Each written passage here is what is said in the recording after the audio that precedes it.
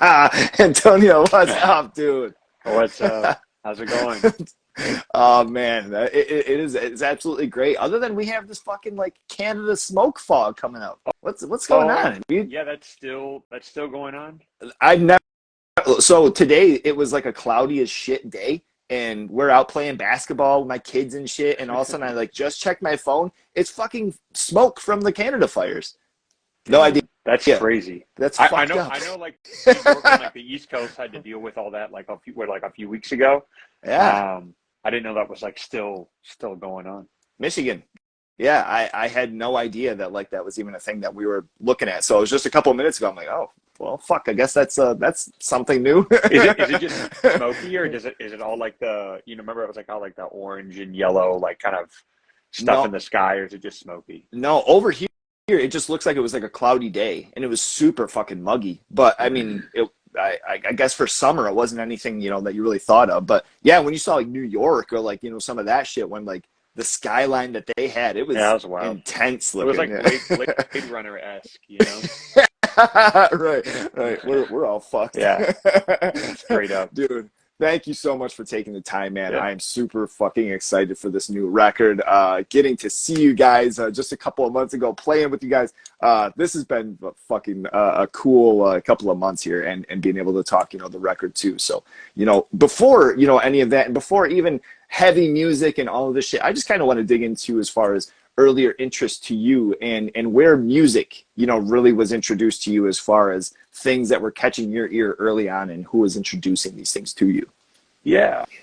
Honestly, got to credit a few people. So my parents, they were both pretty young when they had me. So like 18 and 19. My mom was 18, dad was 19. So pretty young. My dad immigrated from Cuba. He lived in West New York, New Jersey. So we're talking, my dad was in New York for hip hop, for punk and hardcore, um, which is pretty cool.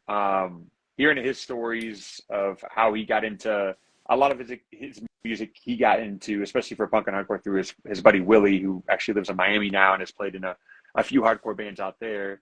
And ironically, we were able to get together. My dad hadn't seen him in about 20 years, and I've kept up with him just because my dad's not no longer into that, punk or hardcore or anything like that, but Willie is, and so we keep in touch. And he was in town, and hearing the stories about him and my dad running around and in the 80s and gigs and stuff like that was pretty cool. But I would say my mom was more into Prince and a lot of like your what you would deem to be like more pop stuff from the 80s.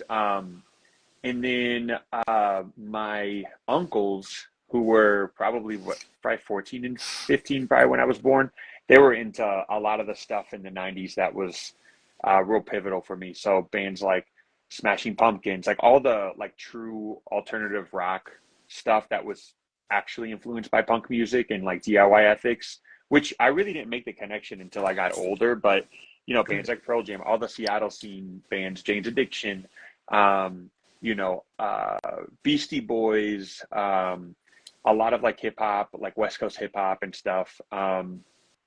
So that's kind of like where I feel like a lot of that stuff started. I would wake up in the mornings and I would turn on MTV. So MTV in like the mid to late 90s, in the mornings, they would play from like, I don't know, maybe 5 o'clock in the morning to like 8 o'clock or something. They just played music videos. When it was like still pretty video heavy. Yeah. But it was starting to move into like, obviously TRL was becoming a thing, and then you had like all like the dating shows and all that stuff in the afternoons. Um, so I'd watch the music videos in the morning, and I would also listen to the radio. So like, let's say they're playing a bunch of stuff like I don't want to hear the same New Radical song like every hour or something like that. Like I'll listen to the local radio, um, and yeah, that was like kind of like me, like, and that was elementary school. So I was like always really interested in like music and the art and where it came from. There's a lot of stuff too from that time period that I didn't really appreciate, and I appreciated more when I got older. My mom Oh was yeah. really into country music and like a lot of the stuff from the 90s and like old stuff, and I hated all that shit. Honestly, I really didn't like any of that stuff growing up. As I got older and came to appreciate like music that I thought was like authentic to itself. And also too, I did lose my mom a few years ago. So like, well, actually Oh almost nine man. years ago now. But so now for me, when I was a student, it's just like a different, I think of it differently. But I grew to appreciate it and appreciate a lot of those artists. So that's kind of Mm. like where I got into music. And then when I got into like like more like extreme stuff is like I liked, what is now known as like new metal, right? So like I would trade baseball cards for CDs. So I remember getting like Korn's Life is Peachy.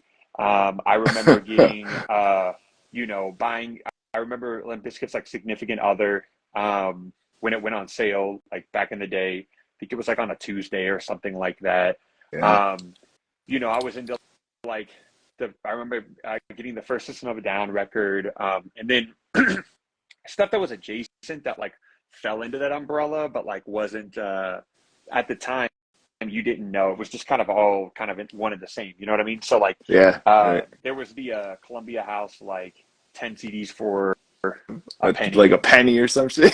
Yeah, I scammed the hell out of those people because I did it twice with different names, and I remember they would call my mom's house and ask for me to pay for them. They're like, "This, he's a 12-year-old kid. Like, he's not paying you anything for this, you know." But that's where I got into like the first. So like a lot of the Roadrunner stuff. So like Typo Negative. That's where I got introduced to Typo Negative, Life of Agony, Sepultura, Soulfly, Slipknot. And this was also around the time too that like because I like Nine Inch Nails and like Marilyn Manson, I was getting into like more electronic, like industrial stuff. So then I had kind of like two paths Oh, where okay. I was Sure. getting into like heavier stuff, but I was also getting into like real like industrial stuff like Bile and like the stuff on Cleopatra Oh, Records and stuff like that. okay. Okay. So I kind of just went down like those two paths. I remember one of the turning points for me, aside from like my dad having old records and not really making the connection, was um, Punkorama volumes one, two, and three. Uh, Okay. so I skateboarded, and a lot of my friends liked punk music, which was really like stuff like at the time, like I associated it with stuff like NoFX, MXPX. There was like a lot of like Christian hardcore and Christian punk was like really popular when I was growing up. So like stuff like Slick Shoes, like all that stuff. And I never really Oh my connected with like God. I never Never connected with heard any that of that. fucking band. Yeah, I've never like really like connected with any of that stuff. But like it was like really popular. So I remember getting like the Punkorama CDs, just like trying to like maybe force feed myself a little bit of punk music. Cause I'd heard like Ramones and stuff like that, like real like on the dot of the times, like this is what punk would be, introducing to like a Yeah. novice. Yeah. um and the stuff that I got into was like it's like pretty funny, but like probably like one of the like a really popular AF song, but definitely not a song that I would like listen to today, but like Gotta Go, like stuff like that, with like there's a Oh Matt yeah. Hall song on there. And I Okay. was like, okay, like I could get into this, but like there's like two or three songs out of like 20, 25 on there that I like were just big throwaways. But that was really when I was like starting to get into like punk and hardcore. And I was still into like metal. And I kind of continued down the road of like more metal stuff that was like more like, I would say more like true heavy metal, and then like death metal, but then also getting into punk and hardcore and like making those connections. It's obviously like as you get older and you like listen to stuff like Bolt Thrower, right? And then you Mm. listen to like a Hatebreed song and you're like, damn, they kind of like ripped off this, Bolt Thrower riff or something, like those things start to Yeah. intersect a little bit, right? So like, I just kind of continue down those paths of like really like more electronic, like not electronic, but like more like industrial, like ministry kind of stuff, but then also like listening to like Sepultura, and then getting into like a lot of hardcore of like the time of like the early like 2000s and stuff. So that's kind of like how I got into it. And like throughout this entire process, like, because this is kind of like a really long explanation, have I always don't been know. into like rap and hip hop. So like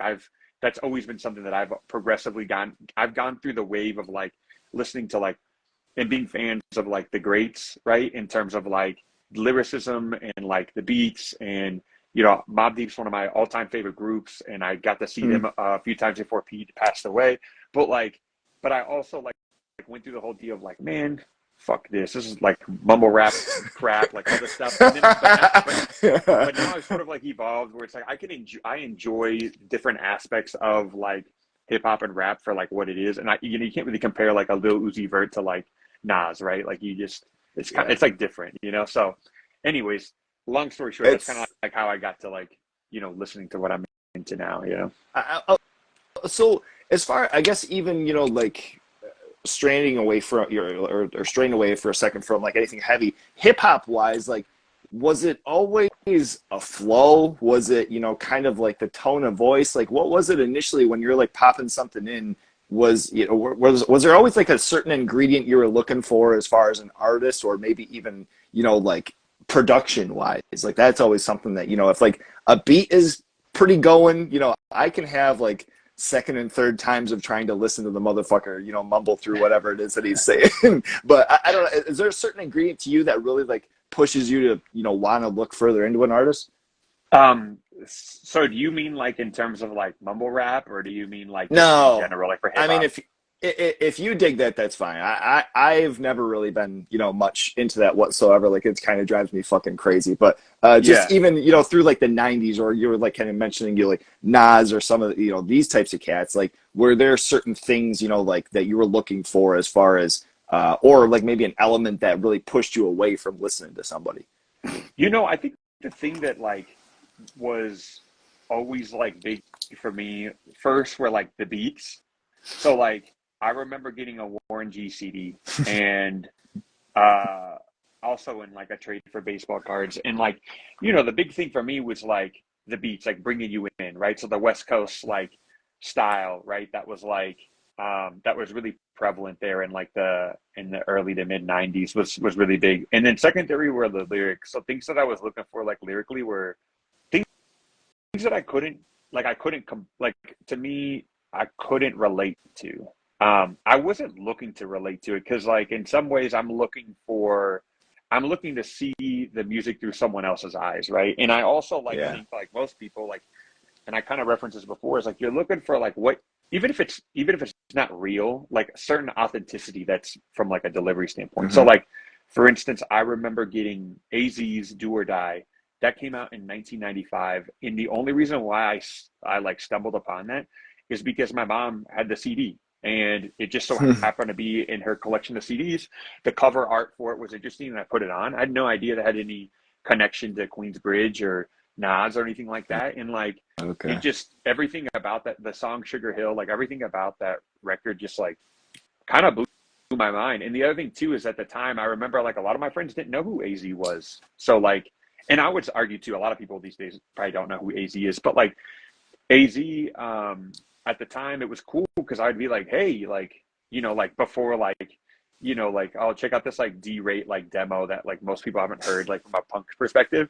But like you Hmm. do it with like hip hop and be like, hey, check out this. You ever heard of AZ? Check this out. Like this is cool, like, um, so like those things were like really, I don't know, those are the things that kind of like brought me into like hip hop, was really like beats first and then lyric secondary. I become more lyrics conscious as I've gotten older because like again I'm looking for like substance, but here's the thing, I can appreciate like I really like Lil Uzi Vert, so like I could really appreciate a lot of his like what he brings to the table creatively. Let's say like from a beats perspective, or lyrics or lack thereof, right? Or like the substance to that. Like I can Yeah. appreciate some of that stuff. There are certain things that I'm like, yeah, like I'm just like not really.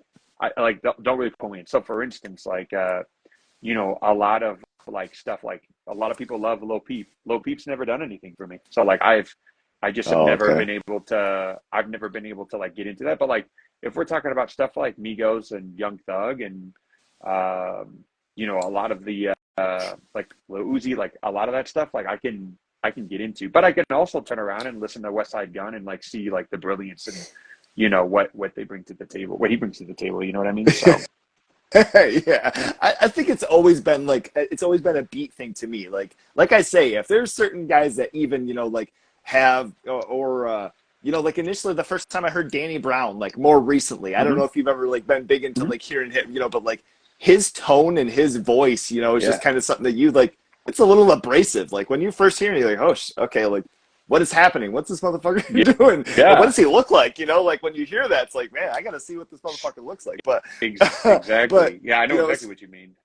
always something with the beats, you know, where it's like, okay, I think I want to take on, you know, hearing something a little bit further from this. And then even hearing a story, you know, like I remember being young and this isn't necessarily hip hop, but like Gangster's Yeah, Paradise. I remember hearing that track and just kind of going back and like listening, like, what is this about? What are they fucking talking? Like, dude, what and the chain of movie events too, brought this? and the movie Yeah, as well, right, right? Like so, like right. in the movie, like it was one of those things too, because like I was younger when that came out, and like it was like a thing to get my parents to let me watch it, you know. So like, but like Gangster's Paradise was such a like, oh shit, like this is like a heavy ass track, right? And like, and it's Yeah, like really popular. How is this transcending? It is crazy. That's a good call out because that is I think people see that song as like being like almost like I don't know, maybe transactional a little bit, and like okay, here's like another like filler for like I don't know, a commercial, some sort of like corporate fucking product that you're like trying to sell. But like that song's it's got a heavy. lot of yeah, it's got a lot of substance to it, and it meant a lot for the times too, you know.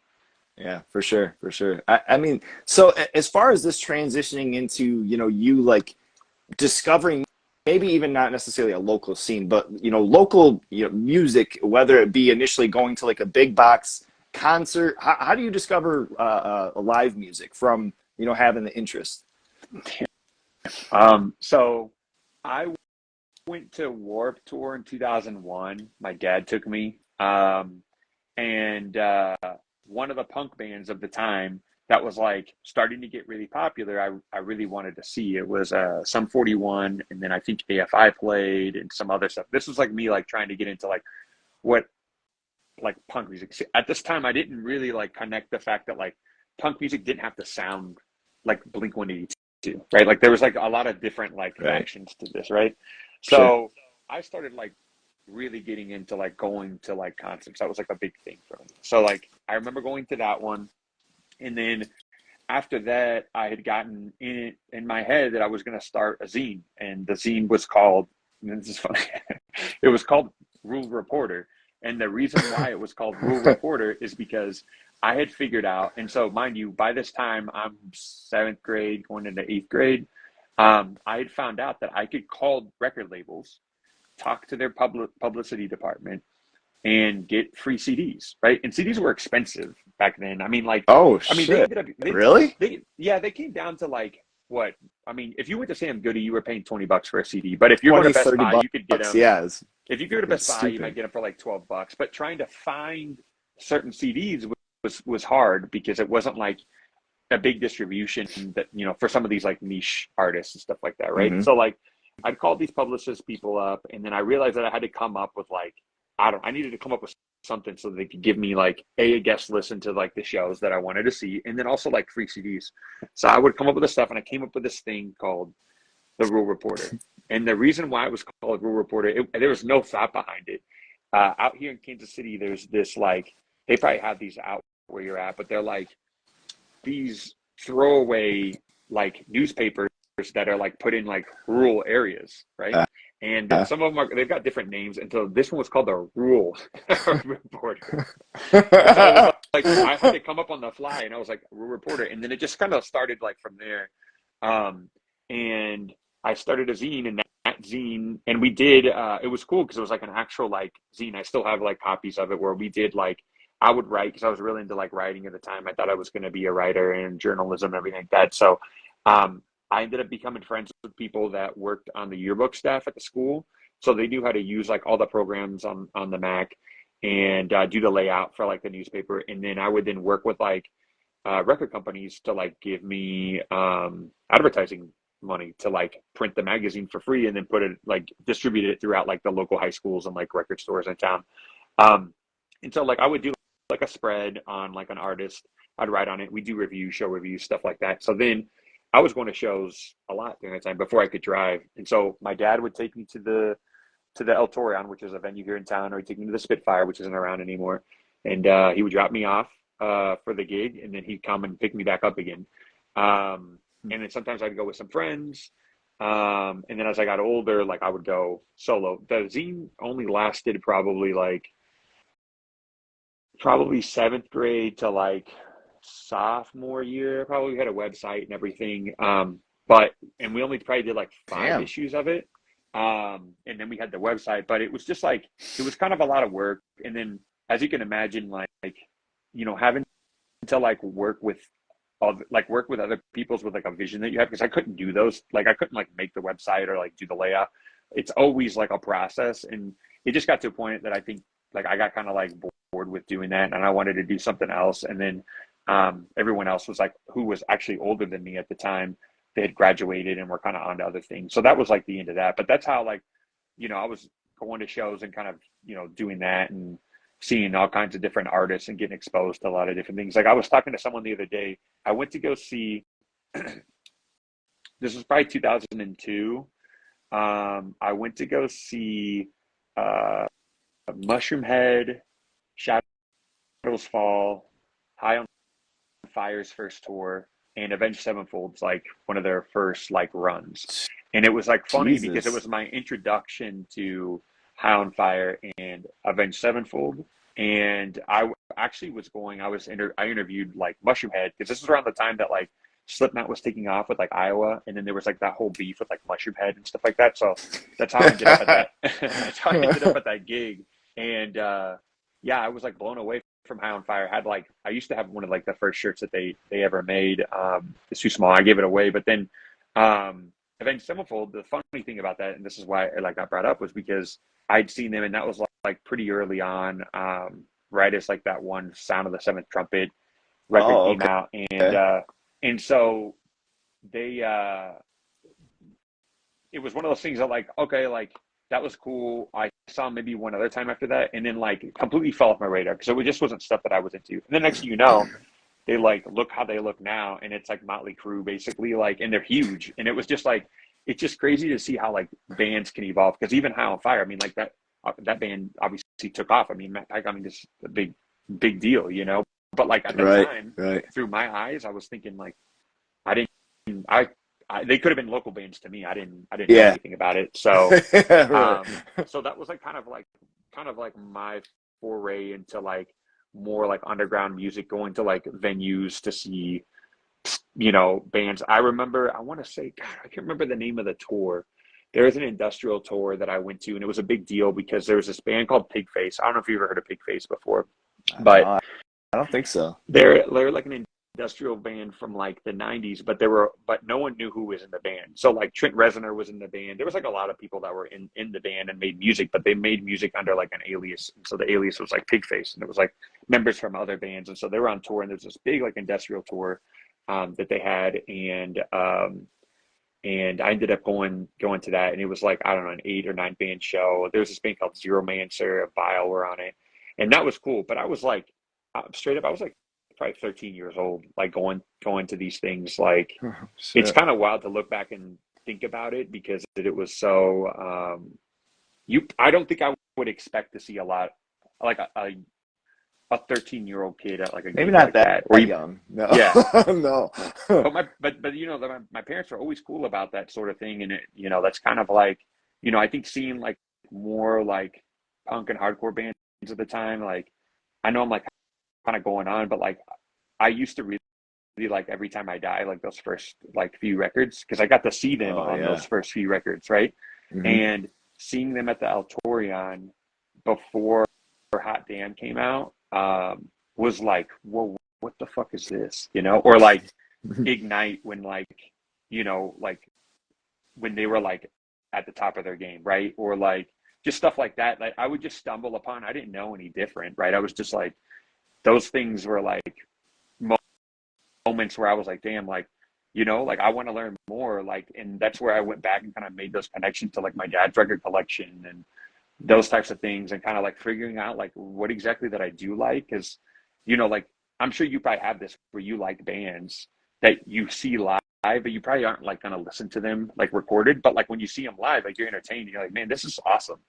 Yeah, That's kind of like totally. how I was with a lot of those bands at the time, where I would be like, man, this is cool to see live, and then I'd listen to it, I'd be like, I don't know if I like this as much, and so I'm always like searching for like you know what is, what is it that I like about it, and how can I find more of that, like, and that's where it came in with like a lot of like the entry level bands for me is like I want to find like the bands that influence these bands, right? Like with the liner Yeah. notes of like their CDs to look to see like who, what is like the foundation of this, because I feel like that's what's going to resonate more with me. Is are those foundational bands than anything else.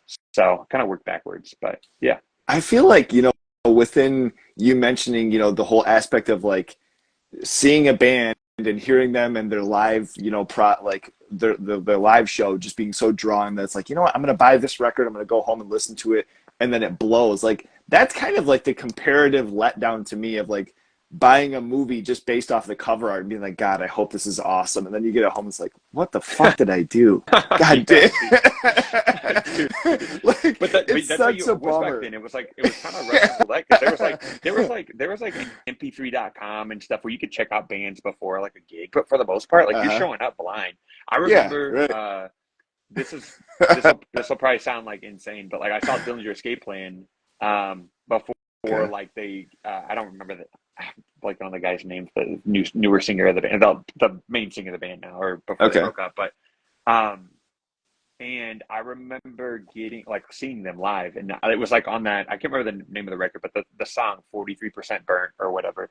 And I was Yeah. like seeing it live, I'm like, man, this is fucking crazy, right? Like these guys are like they're like basically having seizures on stage, right? And like playing their instruments and just going wild. And I'm just like, what the fuck is going on here? And I bought that CD and went home. And at the time I listened to it and I was like, yeah, this 43% Burnt song is like all right, but like I don't think I like all this other stuff. It just didn't Oh really do it as shit, much for me. really? Yeah. Damn. Okay. Okay. Now I will say a few years later, like it kind of I got it, but at the time it was just like, damn, right? And like, but that's what you had to deal with back then. Like a lot of people these days, like you've got like the luxury of like before you go to a show, like to listen to like what the band sounds like, see if you're gonna like it. And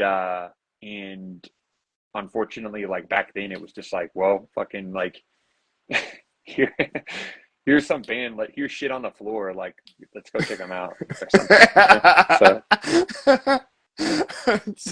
I mean, it honestly is like such a letdown. Anytime that you have that, and it was just funny that you brought that up because there's been so many times where I'm like, God, this band was fucking awesome. I can't wait to show my friends. And you pop it in, you're like, fuck, man.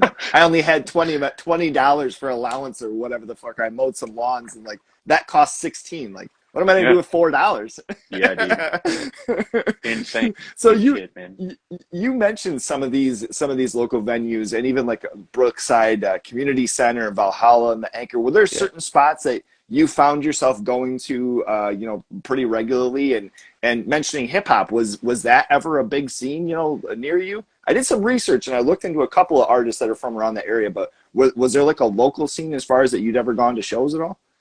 Well, so when it comes to hip hop, like there, Kansas City's been interesting. Like I don't want to get killed over this, but there hasn't ever been like a real definitive Kansas City sound. Like the closest would be like, and even not even completely, but like Fat Tone, who got killed like years ago. Um, but like Kansas City just kind of like has always kind of searched. Obviously, you've got like Tech Nine and stuff. But like there's not like if you listen to it, you're like, damn, that's KC hip hop type of stuff. I feel like they've always kind of I feel like Kinsey's still like searching for what that is. Like aside from like the strange music like Tech Nine stuff, because that's kind of its own Yeah, thing. right.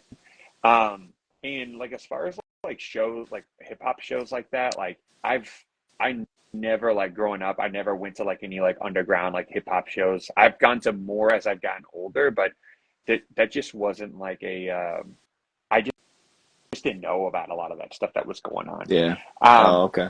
and then I think like for like punk and hardcore and metal stuff, like the first venue for me was the El Torion, and that was the spot. So every band that came through town played at the El Torion. It's like this old ballroom from like the 30s, and Damn. they played in the part of it. And I mean, I saw like crazy shows there at the time, like just like thinking of at the time, but like like Terror on like their first tour, seeing them there, and like Madball, I think was on that tour as well. Like just seeing like just wild stuff there. And then the Altorion closed down.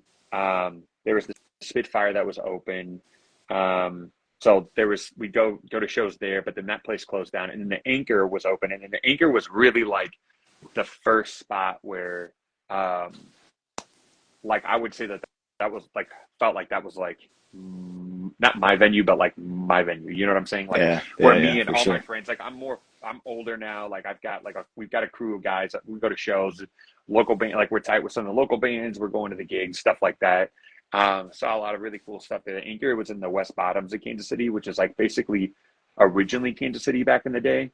And that's where like uh, a lot of like old buildings are, and really what is popping nowadays. That's where like a lot of people are trying to buy real estate just because it's all like old buildings and lofts and stuff like that. Valhalla was there too. One of the cool things about Valhalla is it had a huge like gun um, like sign that came out the front of the venue. The only thing that sucked about it is that it was like probably like 4 flights of stairs up straight up. There was no like you had to walk all Oh the way up to like the man. top floor of the building. There was no like go into this room and then go up type of thing. It was a pain in the ass. There was a quarter pipe in there, which was cool. And Holy yeah, like in one of the levels?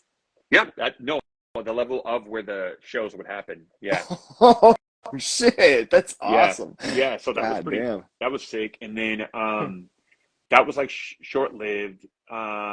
Anchor ended up closing down, and then there was another venue called the Studded Bird that popped up. And if I remember correctly, it could be wrong. It was like the same people that did Valhalla.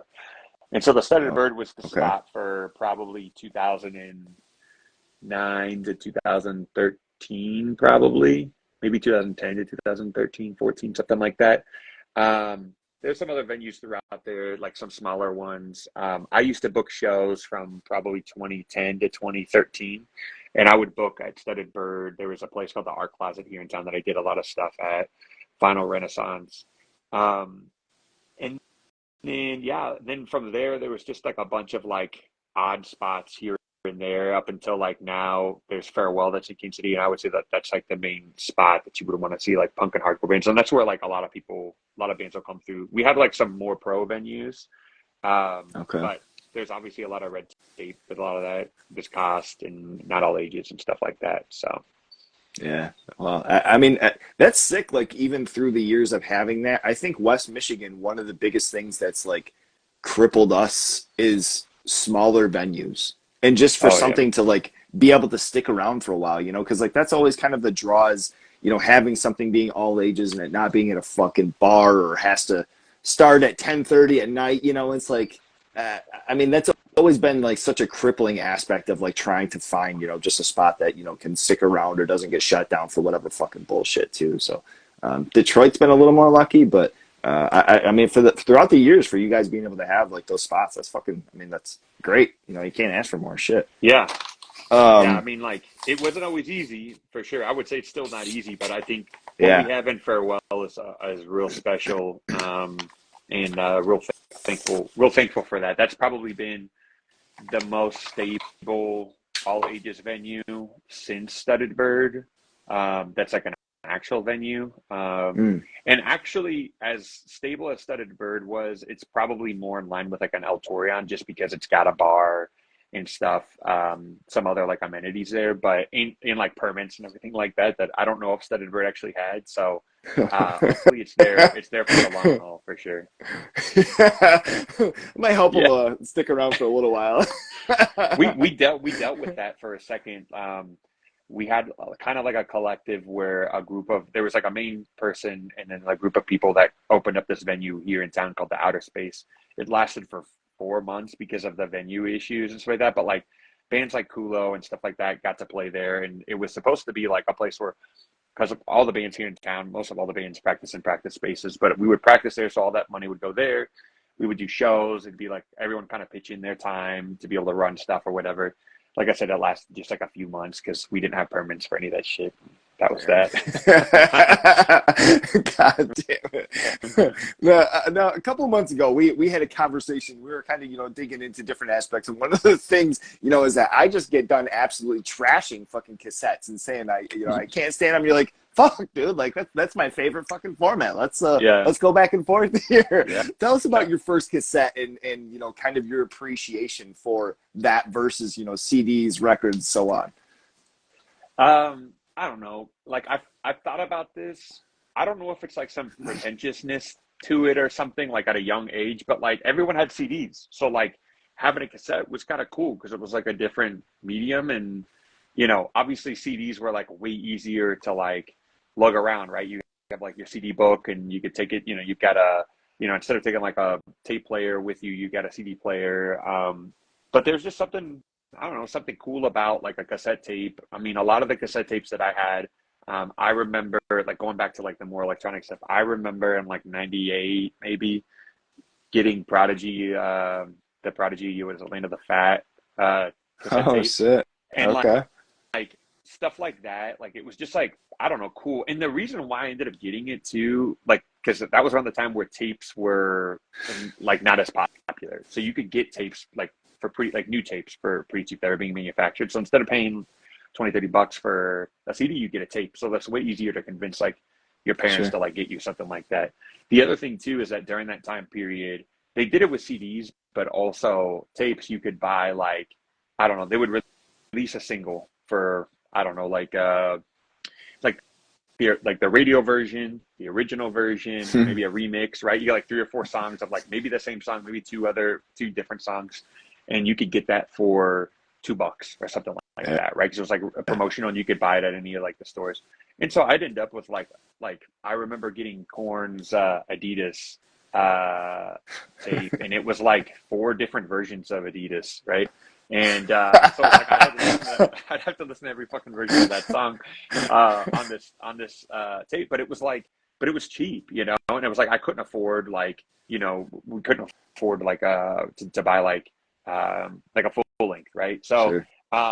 that's kind of where like a lot of that came from, and then I eventually like got into like being able to get CDs and collect CDs like I would baseball cards or what have you. And so then I would be into tapes, and it wasn't until probably when I started like playing music, that I was like got back into like really loving like cassette tapes, and a lot of it was when I started the first band I was in. It was 2008, and CDs were like starting to be like not cool anymore, or maybe they were like it was established like not as cool. So Mm. we did a CD. It's like pretty hard to find the demo of my first band's demo on CD because we did 100 of them, but like gave them away, and like who knows? I have one. I found one when I was going Oh, through stuff last summer. shit. But Huh. like what we ended up doing and that people really loved was when we did the cassette tape, and I don't know, there was just something about like it's just easy. It's inexpensive. It's something tangible, right? It was cooler than like a CD. Vinyl, we couldn't afford to press anything on Yeah. vinyl at Yeah. that point, Right. right?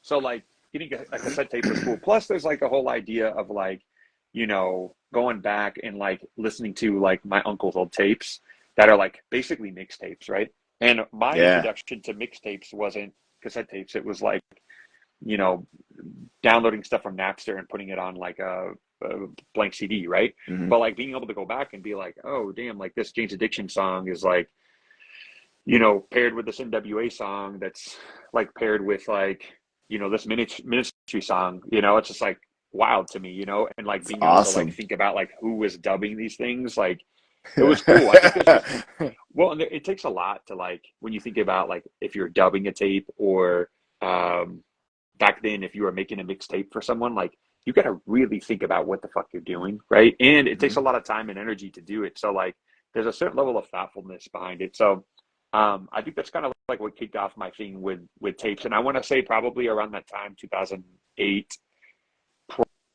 probably until I don't think tapes are as popular now with bands. They're obviously still done, but I don't know if they're like as prevalent. I've seen CDs kind of come back.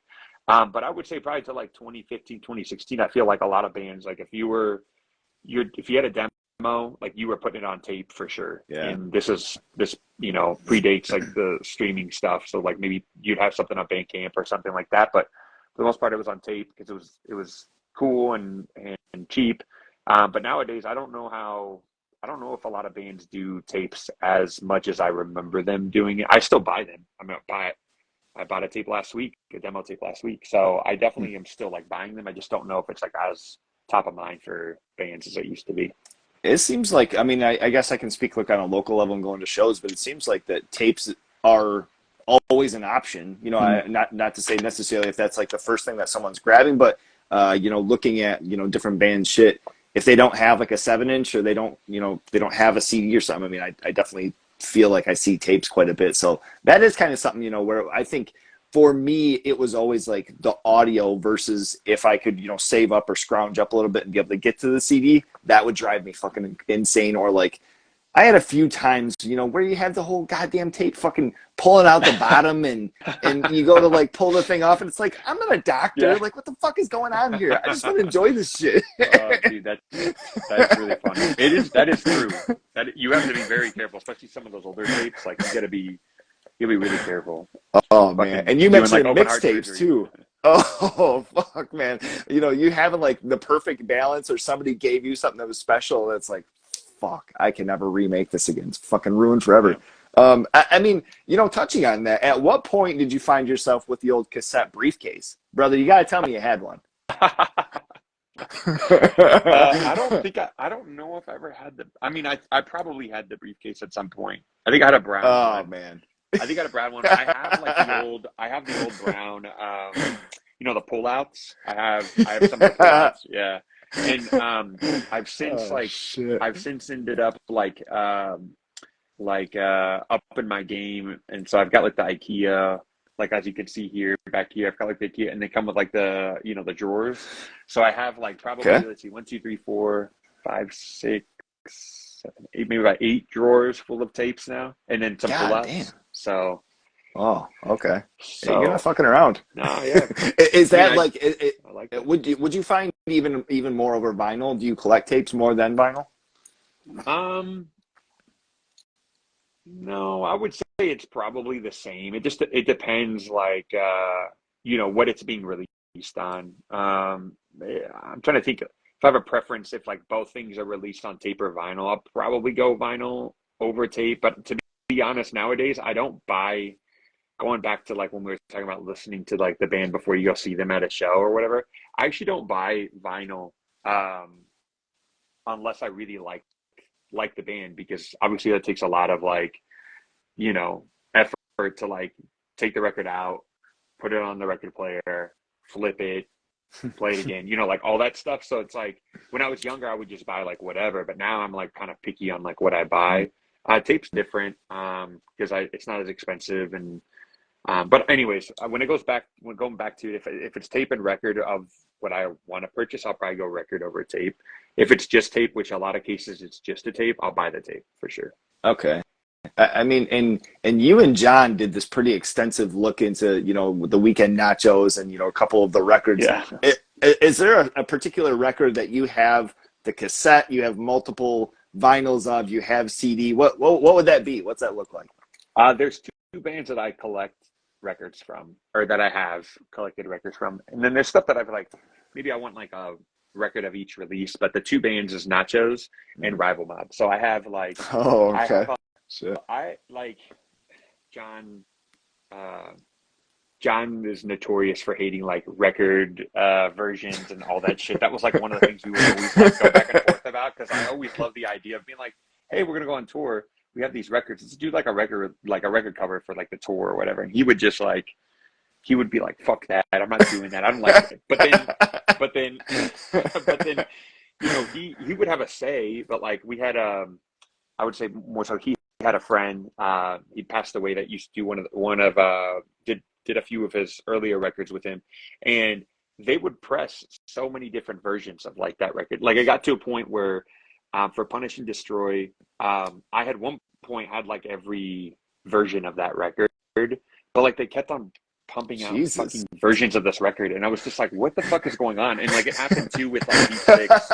with some of the Deep Six releases, and I'm like, can't you just fucking tell him to stop? Like, just do black. And he's like, I don't know, I don't care. And I'm just like, well, like, so with like with like Nacho stuff, like I've got like most of all like the first pressing, some of the second pressings. I have like a lot of I have some test presses that I've gotten over the years.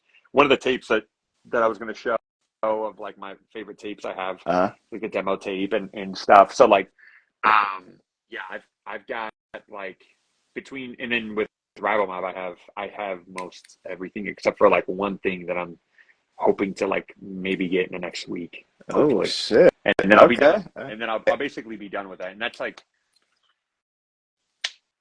that's 15 years now, 15-ish years in the making. God. So Oh shit. I mean, is this like a trade situation? Like somebody you've got a no, baseball card or some? Oh, okay. unfortunately, no. That's my favorite stuff though. I love trading. Like Uh, I used to trade so much back in the day. One of my favorite things. I met a lot of people through like trading records and shirts and stuff like that. But no, this would be like me to purchase. did you ever do like? So I say this, and this is gonna sound fucking stupid because you just said that you do trades. But as far as like sending, were you ever in that aspect of tape trading with like out of country? Hey, this guy, I heard from England has this type shit. Did you ever get into anything like that at all? Not out of country. No. Okay. Because I mean I would sell stuff out of country, but like doing trades, like even to this day, I've done trades out of country, but I always have them send first, like because I know. I mean, this is like funny. I know how I am like, and like I'll obviously see stuff through, but you just never know. And like, I'm not gonna send an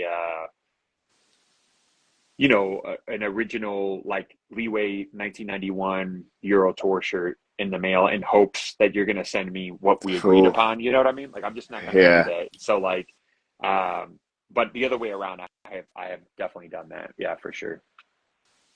Was this a learning lesson that you had to figure that part out, or was it just something where some like No, sketchy motherfucker, kind of had you on like, I'm gonna wait till you send me my shit. actually, like, this happened like way late in the game. I was always pretty cautious about stuff. Like my dad's always been like, because of where he really grew up, which is on the East Coast, like he was always like a real like street smart kind of guy, and so he always like talked about like not ever getting punked out. And so we would talk about like these things growing up, and so for me, like I just was like never gonna, not never, but I was like always looking out to make sure people weren't trying to get over on me with stuff like this. So like I never indulged, but there was one instance that happened where I'd sold a Gorilla Biscuits 7-inch banana yellow on eBay for, I don't know, a few $100, probably maybe 10 years ago. And I sold it to him. And, obviously whenever you ship anything overseas, it's just like, what the fuck? Like, you don't really know if it's going to get there. You hope it's going to get there. But like, you don't know. You're just trusting in USPS to like get this through, right? And obviously tracking and everything like that is like non-existent really Right. in Europe. So with USPS. So anyways, I sold the record, and he hit me up maybe like 3 weeks later and was like, "Hey man, like I didn't get the record." And so I looked at the tracking and it said it was around the holidays too. And he was like, and it said that it was still in transit. It had been like 3 weeks. So I was like, all right, man, well, like, just give it like a few more weeks because like the holidays or whatever. And he's like, all right, cool. Gets back to me 2, 3 weeks later. And he's like, hey, man, I didn't get this record. I'd really like to get a refund for this. It still says it's in transit or whatever. And I'm like, fuck. It's like a few $100 and I'm at the record. But I'm also like not an asshole. So I'm like, Mm-hmm. whatever. Like this sucks, but like, all right, here's your money back. My hope is that something happened with the address, they're gonna send it back to me. Well, Mm-hmm. that was around the holidays, and I would check like, every few weeks after that just to see it still kept saying in transit. I'm hoping that it's gonna come back to me. I forget about it 3 months later. I'm like, what the fuck happened to this fucking record? So I like look it up. Boom, it says it was delivered, and it was like it was updated and it said it delivered like I don't know a few days after I refunded him, and it just had updated in Oh like the man. tracking. And so I was like, fuck. So then I did like some stuff. So he had like eBay username, and then I knew his name because I sold it. He bought the record. So I like looked this shit up. this guy had posted the record on like his IG or some shit. And I had messaged him on eBay to be like, hey dude, I see that you received the record. Will you send me the money back? Nothing. Silence.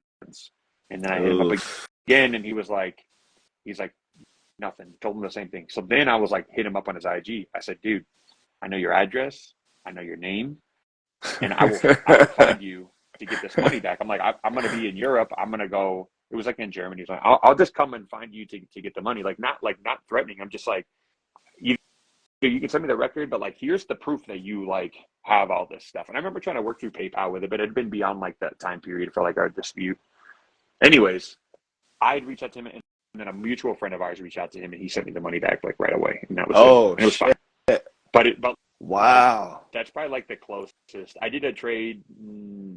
The last really good trade that I did, I traded someone in Europe for an original Chromags shirt from Age of Quarrel that was a double XL, which is like really hard to find from the 80s. Double XLs fit like an XL. I'm tall, so it was that and a bolt thrower 1993 Euro Tour Fourth Crusade shirt. Jesus. And I traded in my 91 Leeway Tour shirt. And I said, hey, man, I'll do this deal with you, but you got to send it to me first. And he was cool with it, and he did. And it was fine. I sent him the shirt. It was cool. We've done some trades since then, but like, Fuck. or we had done some trades before then. So like, this was like our biggest one.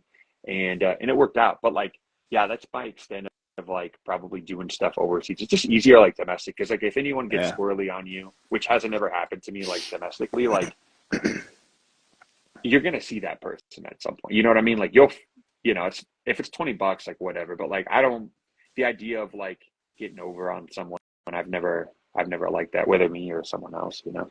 Yeah, absolutely. No, I mean, there's been a couple of things like throughout the years of just buying shit or it being, something where like, I've never been one, Facebook Marketplace seems like it's just constantly bullshit to where like I kind of, Yeah, it sucks. weaned off from that and, just, found like closer knit things of somebody mentioning, hey, this cat has like horror movies, I guess would be a little bit more closer, but also Yeah. records or tapes or shirts or, different shit like that too. So, you're mentioning, as far as a couple of your favorites. What would you say as far as if you had a few, maybe two or three, favorite tapes out of your collection? Yeah, I got a few. I know you'd like send me this stuff ahead of time, so I pulled a few out to show you. Okay. I really have a lot of like really cool ones, but these are the ones. I'll start with this one. This is a Carcass demo tape with Sanjiv as the vocalist. Oh So if shit. you look at the tape's just like an old tape. And one thing that like we have been kind of like alluding to is you got to be really careful with like old tapes. You could like break the tape, right? And then you're fucked. So you can see here that it's like cut paste. I don't know if you can see very well. Oh Cut paste. shit. At the time, and you can see here, like it's like pretty. You can see it's like typeface, Xerox. I got this tape probably Fuck. That's awesome. probably 12 years ago. I bought it off of someone from England that was selling a bunch of like random tapes. I think I got it for like $20 and I bought it off of a like message board. It might have been T-shirt Slayer or something like that. And the cool thing about this is I had never heard it. It had been out, but I never heard of this Carcass release, which is like pretty abrasive, right? Hmm. And in the story goes that Sanjiv, the original vocalist, which it's not true, but at the time, I mean, you didn't know any different. They just found someone that they thought would be good to do vocals off the street, had him come in and do vocals, and like that was the end of that. And yeah, the lore behind that was really cool. So this one's definitely like a top one for me because Carcass is one of my like all-time favorites. Um, so Fucking sick. It's awesome. this is like a trifecta, so it's all three like the same tapes, but these are all like my breakdown demos. And Oh like shit. I have three different versions of the breakdown demo. There's other ones that I don't have. Honestly, one of the best New York hardcore demos of all time. I originally got the first one. I got this one from a friend in St. Louis, who was just selling a bunch of stuff from his correction or collection. Okay. and um, and then I don't actually remember where I think I got one of these off of eBay, and then one of these in a trade. So like the lighter color ones I got, you can't really tell like the color difference, but one is like more lighter blue and one's like a white. And then this one's like a more blue. So I have, I didn't bring out the other ones, but I have like most of like the 87, 88. I don't have the 88 breakdown demo tape, but I have like a lot of the 87 stuff like Leeway demo tape and like um, Radio, stuff like that. But and then Shit, it's awesome. my and then the other one here is like the Weekend Nachos like demo. So the funny story about this, I actually asked John to like Okay. remind me the story. So like I can't remember if it was Chicago Fest now. I can't remember what he said, but they had set up this.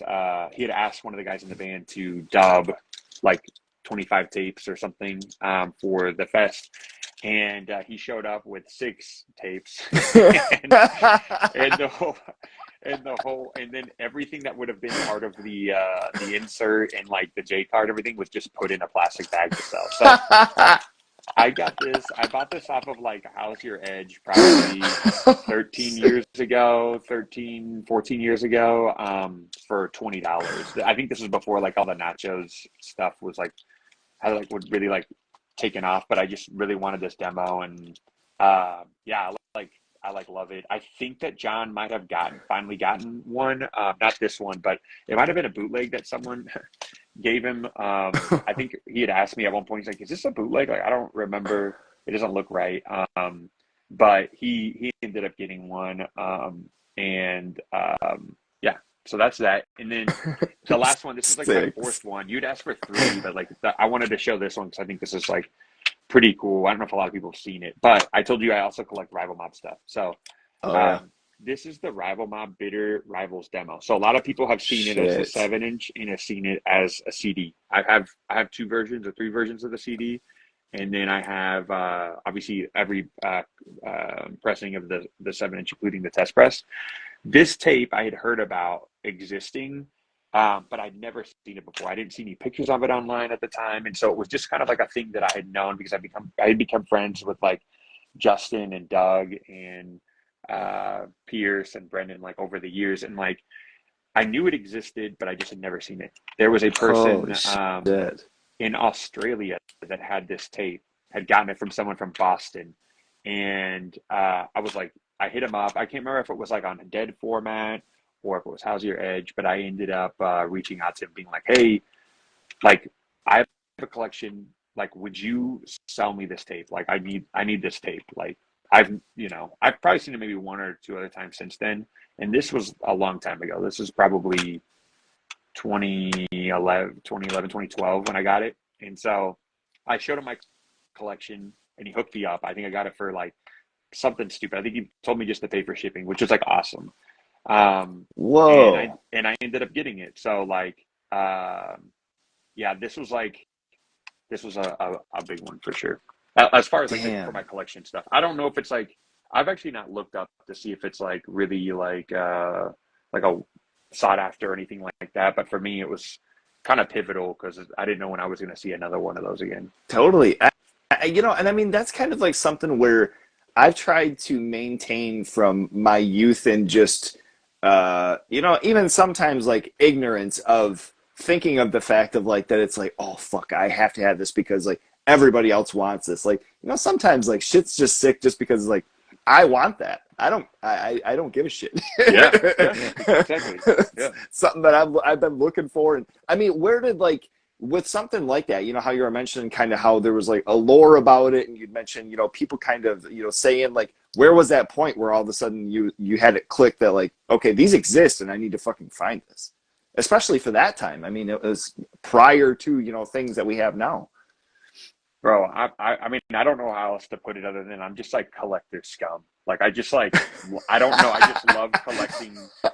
I love like if something I really like, and like to me, like Nachos and Rival Mob are like generational bands for me. Like that. I mean, I want like I want to have it and preserve it because it's important, you know? So like, and that goes for anything, like even movie promo stuff that I collect, like whatever it is, like, that's my biggest motivation is just like, and then like I said with rival mob stuff, like like there is a Mob Justice promo tape that took me fucking forever to find. The demo was that demo tape what took me the longest outside of like test presses, but like yeah, I mean it's just like if it's a band that I like that I really like and is really important to me or something like that's where I'm gonna really like you know search all kinds of just random shit out on it because it's important to me and it's easier, you know. It's not like you're collecting like you know, Smashing Pumpkin records and stuff, right? And like Yeah, totally, releases, or totally. like even think of someone like fucking Pearl Jam, where it's like not only do you have to like look out for any like first pressings, but then you've got all their live like bootleg tapes and like you know, it's just like it gets a little out of hand. Like the Rival Hmm. on stuff at a time when I got into collecting it was right around as Raw Life was out, so like Oh, Bitter Rivals okay. Raw Life. That's you know that's easy. Then Hardcore for Hardcore comes out. Like all right, let's get those. So it's a little easier to keep on top of it instead of like going back to find stuff, you know.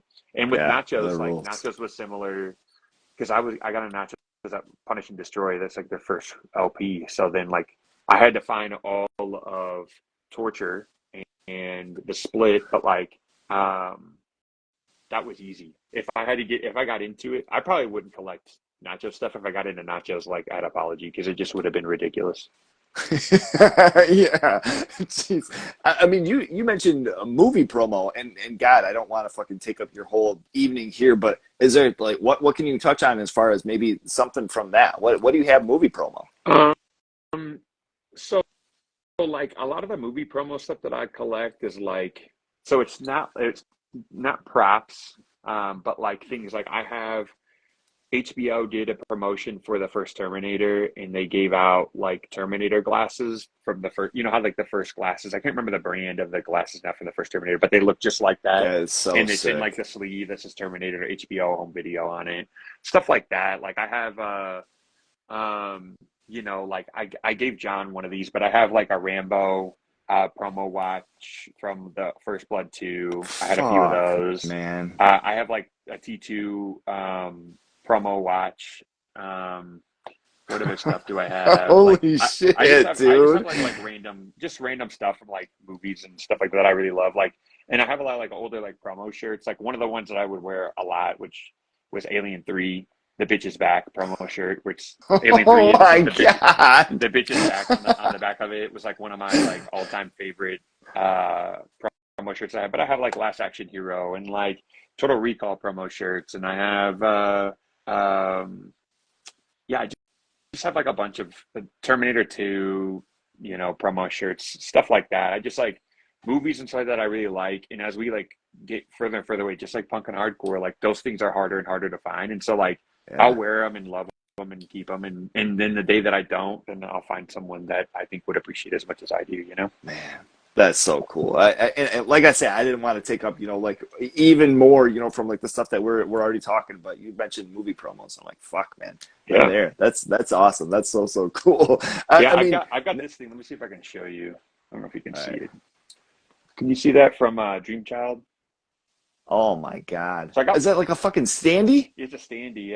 Yeah. So like I got that from Oh my the God. story with that is someone threw it on the side of the road basically like on Christmas maybe like 4 years ago and I've been like slowly sort of like trying to bring it back to life because there was snow on the ground so like some of the water damage from the bottom came Oh up and it had been kind of like shit.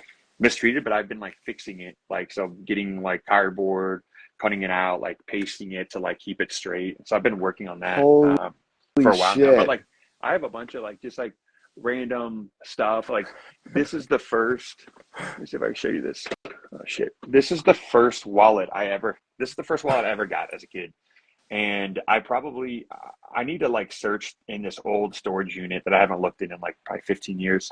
But I got it for Christmas one year and I couldn't find it for years.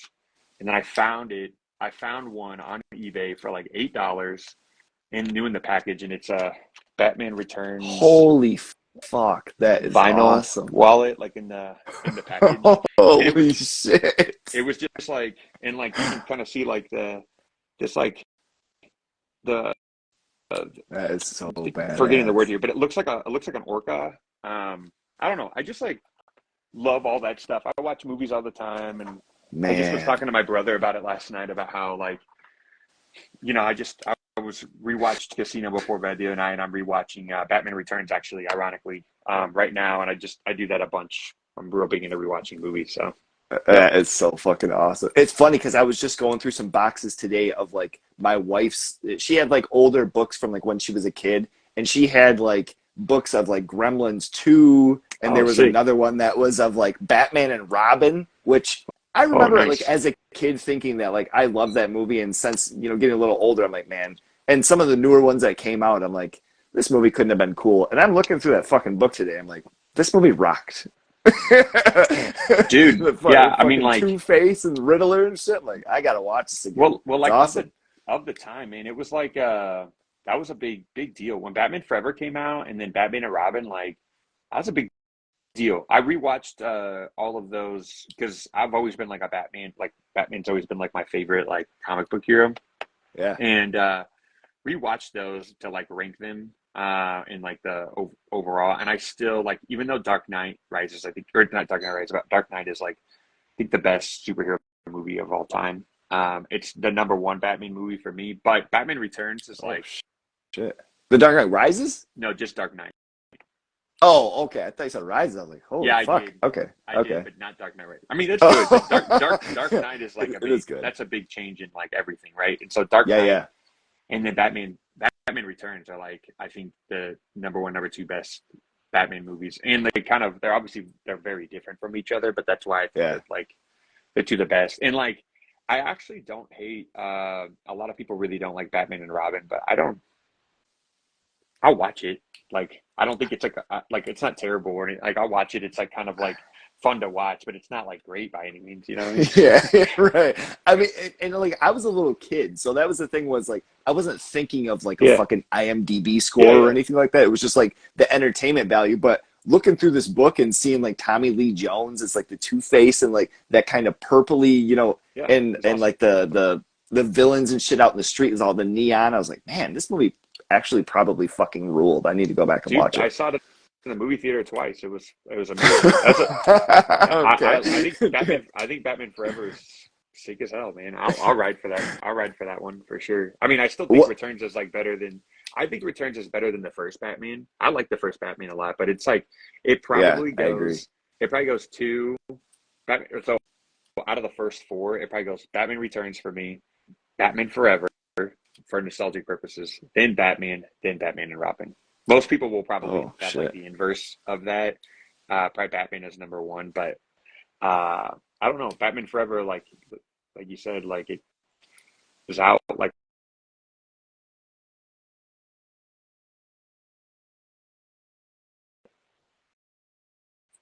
can you hear me now? Yeah, sorry. I got a fucking phone call. It Oh, you're fucked good. everything up. You're good. But yeah. Anyways, so Batman Forever, I hold in high regard out of the first four. I love that. I mean, what did you think of this newest one? That's Uh, that's a real question. the one with Robert Pattinson. Oh, that was cool. It's fine. Honestly, I think Returns is my favorite, and that's like right behind it. Yeah, I thought that movie was fucking yeah. awesome. That was People killer. really loved it. I thought it was good. It's just hard because I love Batman. So like, I don't think there's any like Batman movies that I wouldn't watch or rewatch, right? Hmm. But like, the feelings people got out of watching it, there's a lot of people had really strong feelings, probably yourself included. Like, I, I don't think it holds a candle to Dark Knight only because like Dark Knight had to exist for that movie to come, right? And so Yeah, like sure, whereas like sure. I'll be honest, Batman Returns like could have never existed in those other movies, like both this most recent Batman and Batman the Dark Knight series could have Hmm. happened without it. But Yeah, there's a lot of notes that was taken from the Batman movie from Dark Knight, and so I thought it was good. I liked it, and I'm curious to see how they build off of it. You know, because I want to see more. You know, I want to see some of these other villains and have see them kind of come to life. yeah. Um, but uh, but yeah, people really love that one. So that's cool. You really like that one, huh? Yeah, honestly, I felt like it was the first because I've always, I mean, I've always loved Batman. Honestly, like I think that was probably, still like my favorite superhero as far as movies that I'll kind of, follow, go see in the theater. And I felt like this was the first time with any superhero movie where I actually cared more about the story than the action. And Mm. like that sounds like it's kind of like a fucking, a shit on it because it's like you're there for, the fight scenes and all this, but it was like him being like a detective and kind of being involved in like the actual detectives are like, who the fuck is this dummy sitting in here in a fucking batsuit? Like, get him out of here. Yeah, And yeah. like, but him just kind of like being, interactive and everything and just a story behind.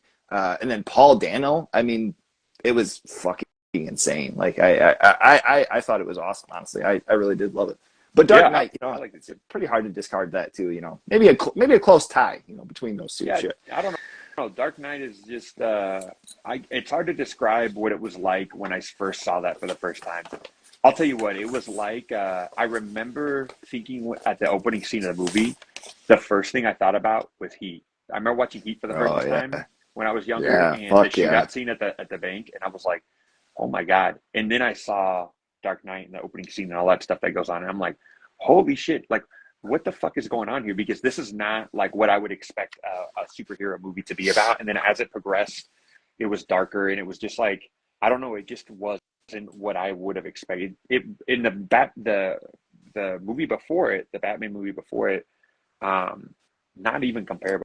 I mean, it's good, but it's not comparable. Like yeah, everything yeah. changes with that movie. Everything in my opinion for like superhero movies being taken seriously changes with that movie. So like, um, I and it was like kind of corny, but like you watch that a movie like that, and you're like, damn, like there's like a certain level of like, fuck man, I could do this. Like, I could. Whereas like with like Keaton and Val Kilmer, Batman's and George Clooney, you're like, oh, this is very like pulpy comic esque, right? Whereas like with Yeah. like the Dark Knight series, you're like, oh, I guess I could, I could go out there and like beat some motherfuckers up and like, in the name of like justice or whatever. I don't know. Like it seemed like a little relatable. I don't know. It I, was I weird, I but see that. it also got me back into reading comic books. I read comic books as a kid, and when Dark Knight came out, there was a gap of like probably 10 years that I wasn't reading, and it got me back into reading comic books. I got back into reading. I was always a DC guy. I read some Marvel stuff and picked up Marvel stuff at the time, but I went back and all the Crisis on Infinite Earth stuff and the Crisis series and all the Oh shit. continuity and Okay. like all that stuff. So that was also like a cool thing with that movie for me too. But yeah.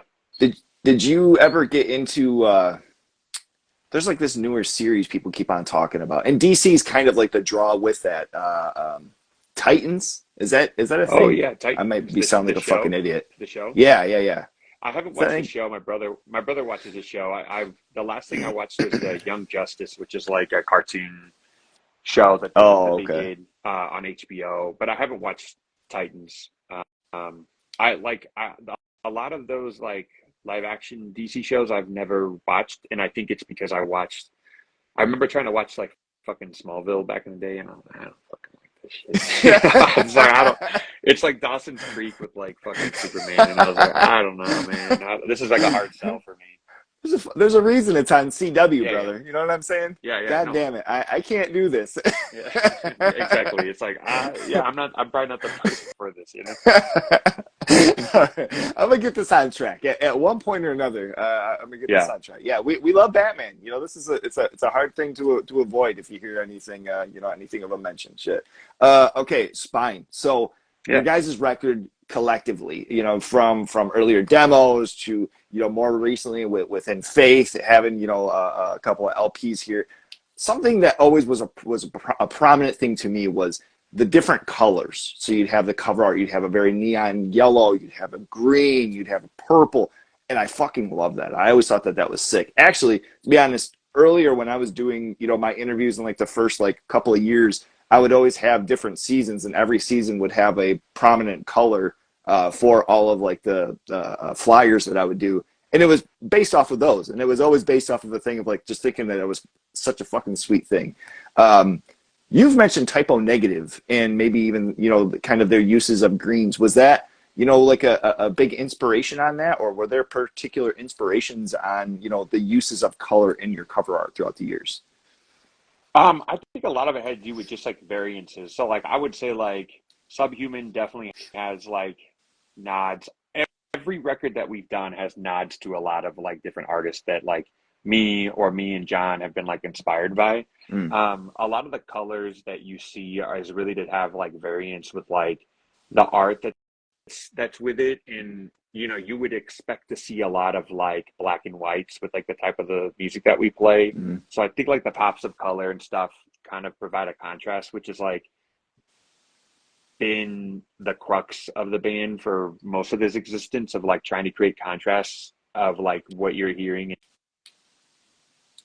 I would say that was like always like a big kind of motivating factor. And then of course like the different colors and stuff like that that we would do um, for like the different vinyl. We would kind of try to go with like things that were like pretty wild looking. So like Time Is Gone had like an orange pressing and shit. Actually I don't remember all the pressings for that record. I don't think we had many, but like we've done reds and we've done purples and lavender, right, and stuff like that. And it's just like doing things that are a little bit like out of the box in terms of like what you would probably pigeonhole us into.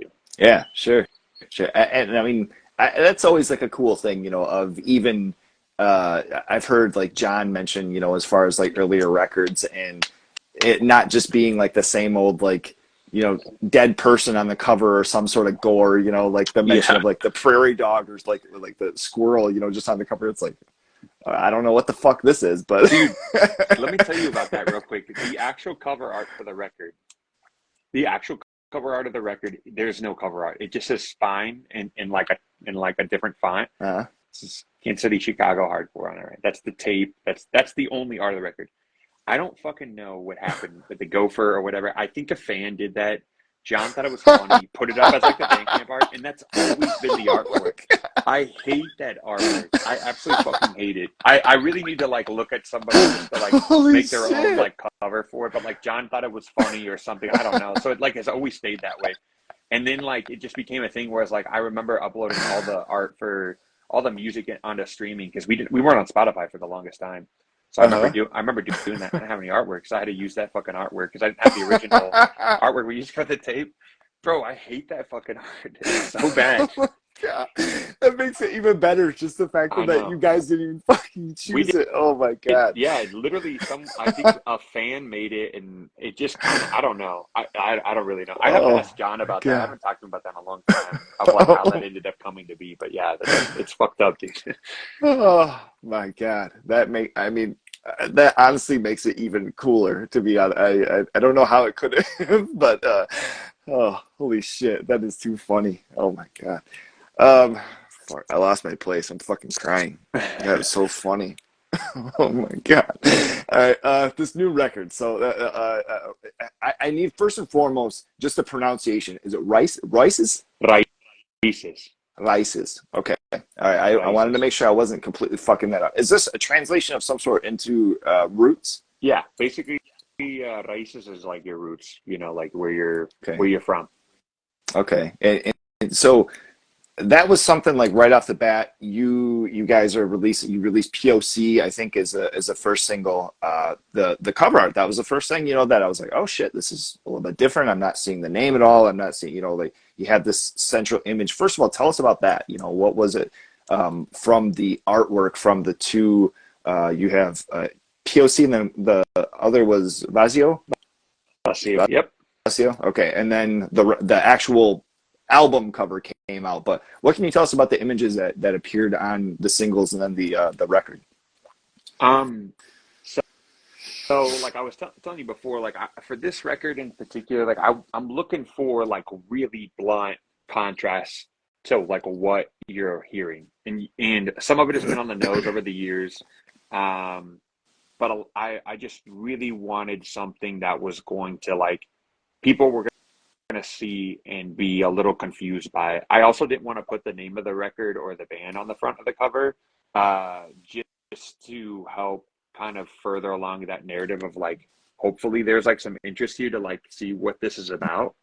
Mhm. Um, so what I did is I went through a lot of like old photos and I knew that I wanted, because I'd been writing the record and I did the art after the fact, like putting in together these ideas. I knew that I was looking for pictures that I thought were interesting, I wasn't really looking for pictures that like had a ton to do with like any level of substance.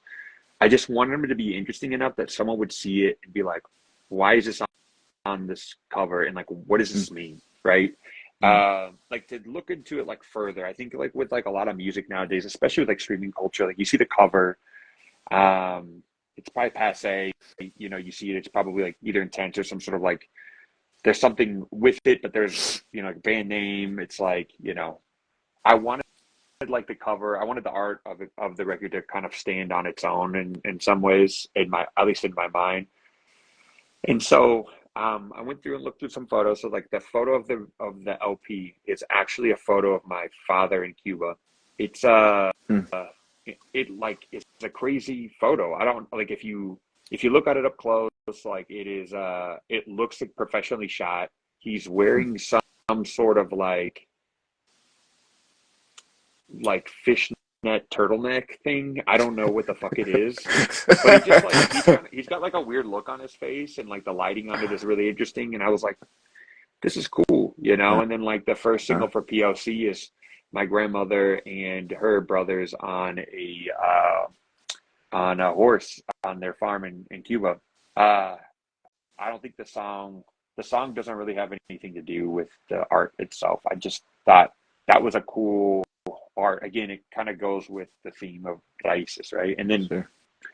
Vacío, like, is a picture of my grandfather. He passed away 10 years now, a little over 10 years now. Mm, Um, and I don't know, like, I actually fought the guys in the band on this because they wanted the photo to be black and white because the other photo for PLC is black and white. And then the colors for the cover are not like it's color, but it's not like color, right? right.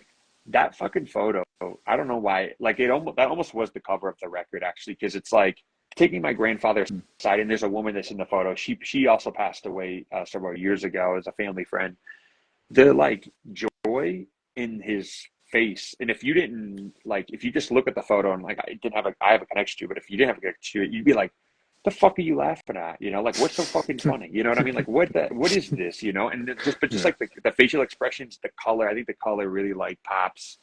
And it's just like interesting. What the fuck is this? Like, why does this have anything to do with like vacío, which means like, you know, like you're empty, like, you know, and those three, there's cover art that hasn't been seen yet for the Flexi, which I think you said you had gotten. So you'll probably get a Flexi with your order. That Oh, Flexi sick. that That's Flexi awesome. has, we only did those for that for that pressing, and there's like 100 of them, and it has originally on the record there was a song that I did, it was like a poem, it was like a spoken word that goes into the last song, Madre Mia, and like the spoken word's called Transition, and it was good. People that heard it were like, man, this is like amazing, but they knew me and they knew the situation, so like it made more sense. And as I listened to it more, everyone in the band wanted me to keep it, but I listened to it more and I was like, fuck, man, this song is going to turn into like the last song on the Uniform Choice LP. And I'm like, I can't fucking let this happen. So I was like, and I just didn't want it to take away from Madre Mia, which is like a really important song on the record.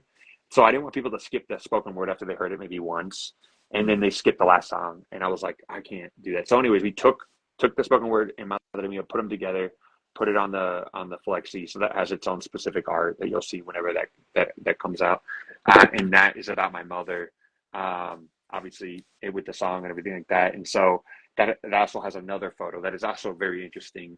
Hmm. She's a little girl waiting for the bus, looking away, um, in like a very suburban area, with an umbrella, and it looks, I don't know, looks cool. Damn. So that's kind of like, those were kind of like, and then when you get the record, you'll see, you open it up, there's going to be other like, there'll be other like images and stuff like that. The thing was, nobody knew about anybody being involved in this until it released. So nobody in my family knew about it. Oh, really? Nobody knew, Okay. like for the music video POC, nobody knew about it. That knew that I was using like a lot of like old like family footage that I had converted digitally. That was partly design.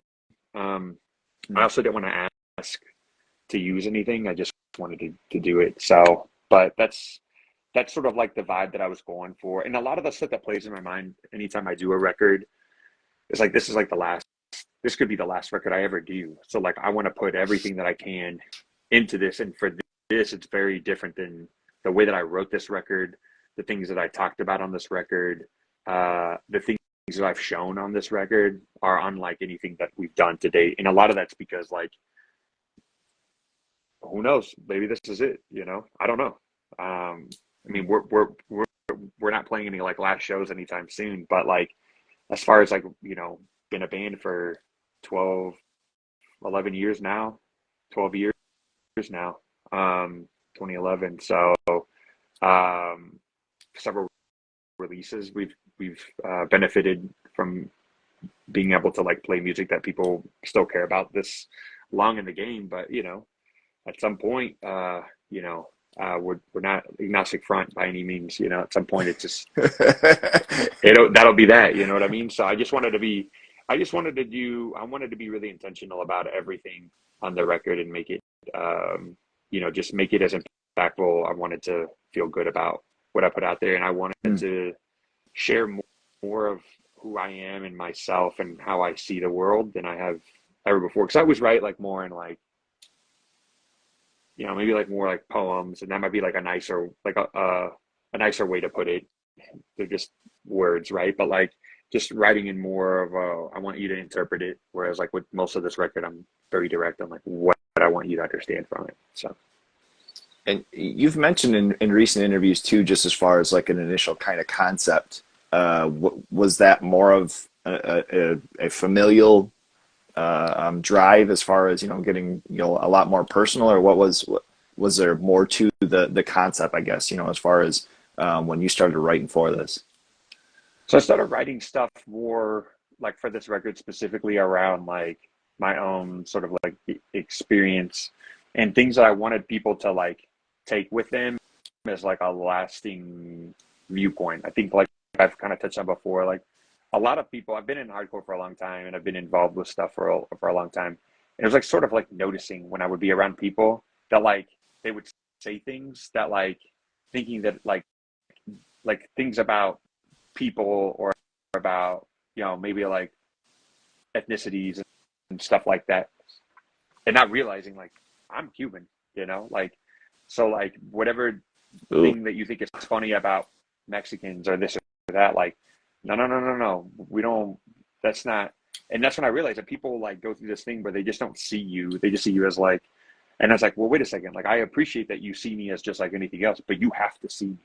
Like, you have to see me, right? Because that's important. Like, that's not, you know, those types of things are not, that's not gonna fly with me. And so, you know, picking up on some of those things and kind of like dealing with stuff like being a Cuban American and dealing with a lot of misconceptions about the things that happen in Cuba, and a lot of people that don't look like me and that like and that don't have any connection to the culture or anything like that, making like these like assumptions on like my history, and the history of many exiles, was a problem for me. And it's not just specific to, you know, Cubans and exile. I mean, there's tons of countries that have had to deal with this over the years, or had to deal with different things that have happened in their countries. And then people that like, you know, have grown up in areas in the United States that think that they know better than people that have like lived through those things. And that's always been like a problem for me.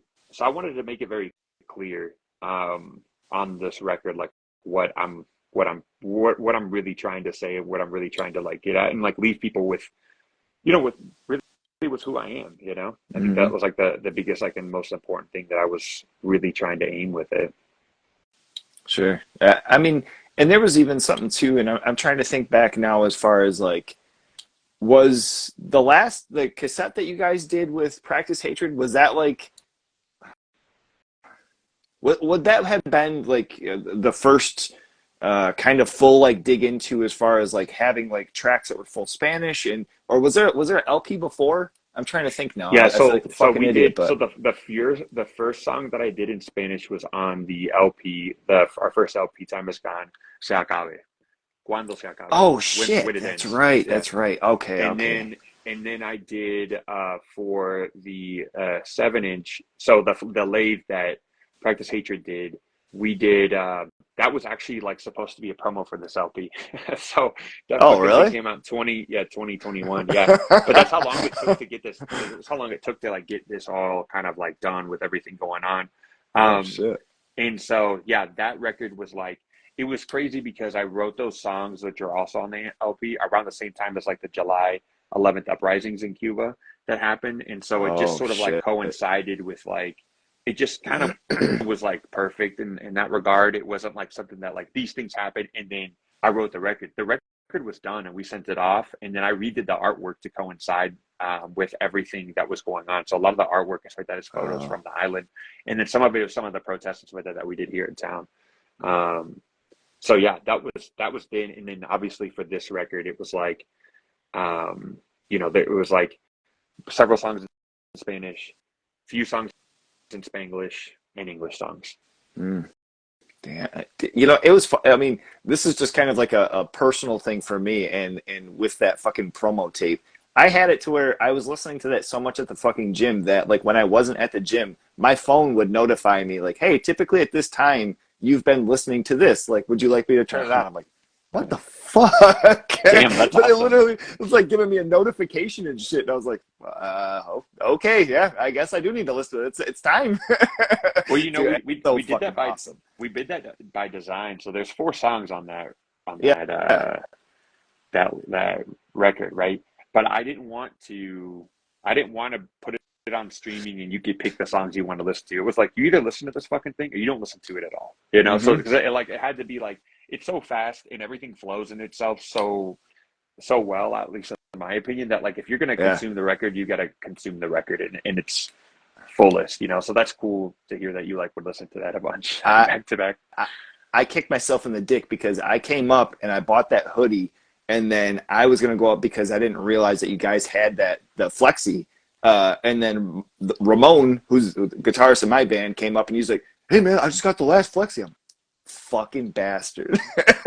So Dude, it's so that's sick. crazy. Yeah, the those flexis too. Like I really don't like doing mail order anymore. I used to do mail order all the time for Spine, and I used to write letters to every person that would buy stuff like over the years, and I Mm, just got busy over time, and I'm like the one that does it, and I really really don't like doing it.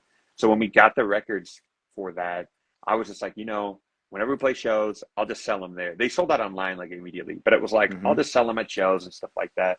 And yeah, I remember when we were doing the spread for the tour, the first show in Omaha, and I was like, oh fuck, I still have these records, and I put them out and sold them. So yeah, I'll try Damn. to look to see if I have an extra one somewhere. I could send to you. I could You send to know, you. if anything, honestly, it makes for a great story. But yeah, if that is a thing, absolutely, I would be happy to fucking pay for that. It's just kind of one of those things where we just got like talking about it. And he's like, "Yeah, it's the last one." I'm like, "Fuck, can't Yeah, believe I man. missed that." So sick, so sick. I love that. Now, as far as uh, now, you kind of mentioned on like the initial like writing for the record and kind of it coming to what would have been the track that ended up or I should say what would have been the song that was like the first um, trials of you writing for this record lyrically. It's probably like Odio and Vacío. So on the record, Okay. those two songs go into each other. It's also like songs. Those songs are on the flexi. Um, Himnos Mambises. And those are probably like the first two. Um, and then like I want to say maybe POC was the next one that I did. And then Raíces. The last one that I did was Madre Mia. That was like a hard one for me to like to do. I rewrote that three times, I think. Mm, So yeah, probably in that order is probably what I ended up doing. damn. Okay. And the Vasio track, that one in particular, when you put that up, and initially I had it like on my phone, and I was like, maybe it's just a little like I don't know, maybe it's not buffering or it's not like streaming right. It sounded like extra crunchy, and I'm playing this in my car, so I like restarted it, and I go back, and I'm like, this guy has never sound so fucking gnarly. In any of these tracks, and I mean that's completely complimentary. Take us back to your session recording this track and what went into that, because it's completely fucking vicious. Um, it's funny. We started right off the top recording the record. So Odio, first song on the record, then Vacío. POC's like track 6, I think, or it might be the last song on the A side. So I just did them in order. I noticed Oh, okay. when I was doing the record, um, I liked my voice a little lower than I had been on previous releases. Uh, It just felt more comfortable to me. Because I've had some highs in like some of our other releases where it's still low, but there's like, it's hard to explain, but it's like still like highs. There's a lot more lows on this record. And I remember hearing my voice on that, and I was like, I remember telling Alex, who's the guitarist who recorded everything, and I was like, "Fuck, dude, I think I'm just gonna keep rolling like this. So this feels good." I think I did the whole record. I think I did the whole record in 2 sessions. I think, which was like great. Madre Mia, mm. I did that over 2 sessions on its own. Um, Oh, wow. so yeah, I mean, I think you'll hear on the record, like when you hear like front to back, a lot of it's like I think pretty intense in that regard. Like, and it's got more lows to it, which is just more natural for me. I think like especially as at my age, Hmm. it's harder I think to get those like higher parts that I would do that were like kind of like a mixture of like I don't know, like Aaron from the Repos was like huge influence of mine, like vocally, but then also like Ray Capo and like stuff like that. So, Oh, but like, and okay. also with my own sort of like lows too. So those guys could get pretty high, and uh, it just was more natural to do lower. So Yeah, dude. I mean, and I have to say too, because Adam was gracious enough and actually had sent like a preview of the oh, record, and sick, I awesome, only wanted to hear it once because I wanted to kind of fully take in the whole thing as far as the physical of it.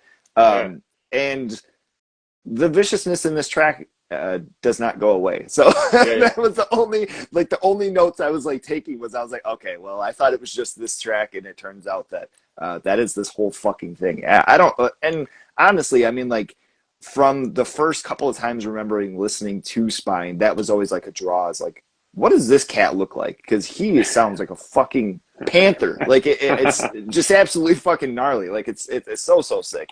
And that's another thing too is I was kind of touching on this before you had hopped in, but seeing you guys playing, and I have to ask about this because before there was anything, it was initially the intro to the promo tape that was playing the march and the anthem, and the horns, and then it's like the loudest fucking Tyrannosaurus Rex yell I'd ever fucking heard in my life, and like took everybody in that room off guard. Like, what is there a pedal? Like, what the fuck? What was going on? um.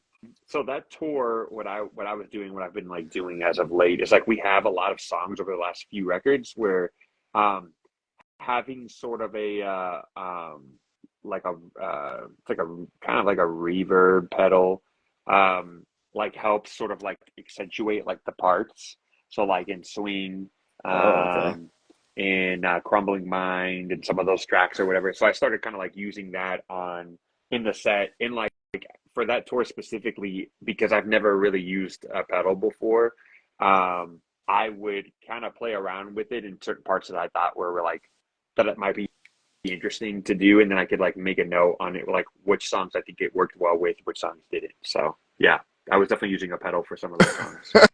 That was so fucking loud. I Yeah, just remember like me and my buddy trying to like talk or trying to like say something really quick before the set, and like I mean, my hair blowing back. I'm like, what in the fuck just yep, happened? So sick. Jeez. So a little pedal on top of it. Okay.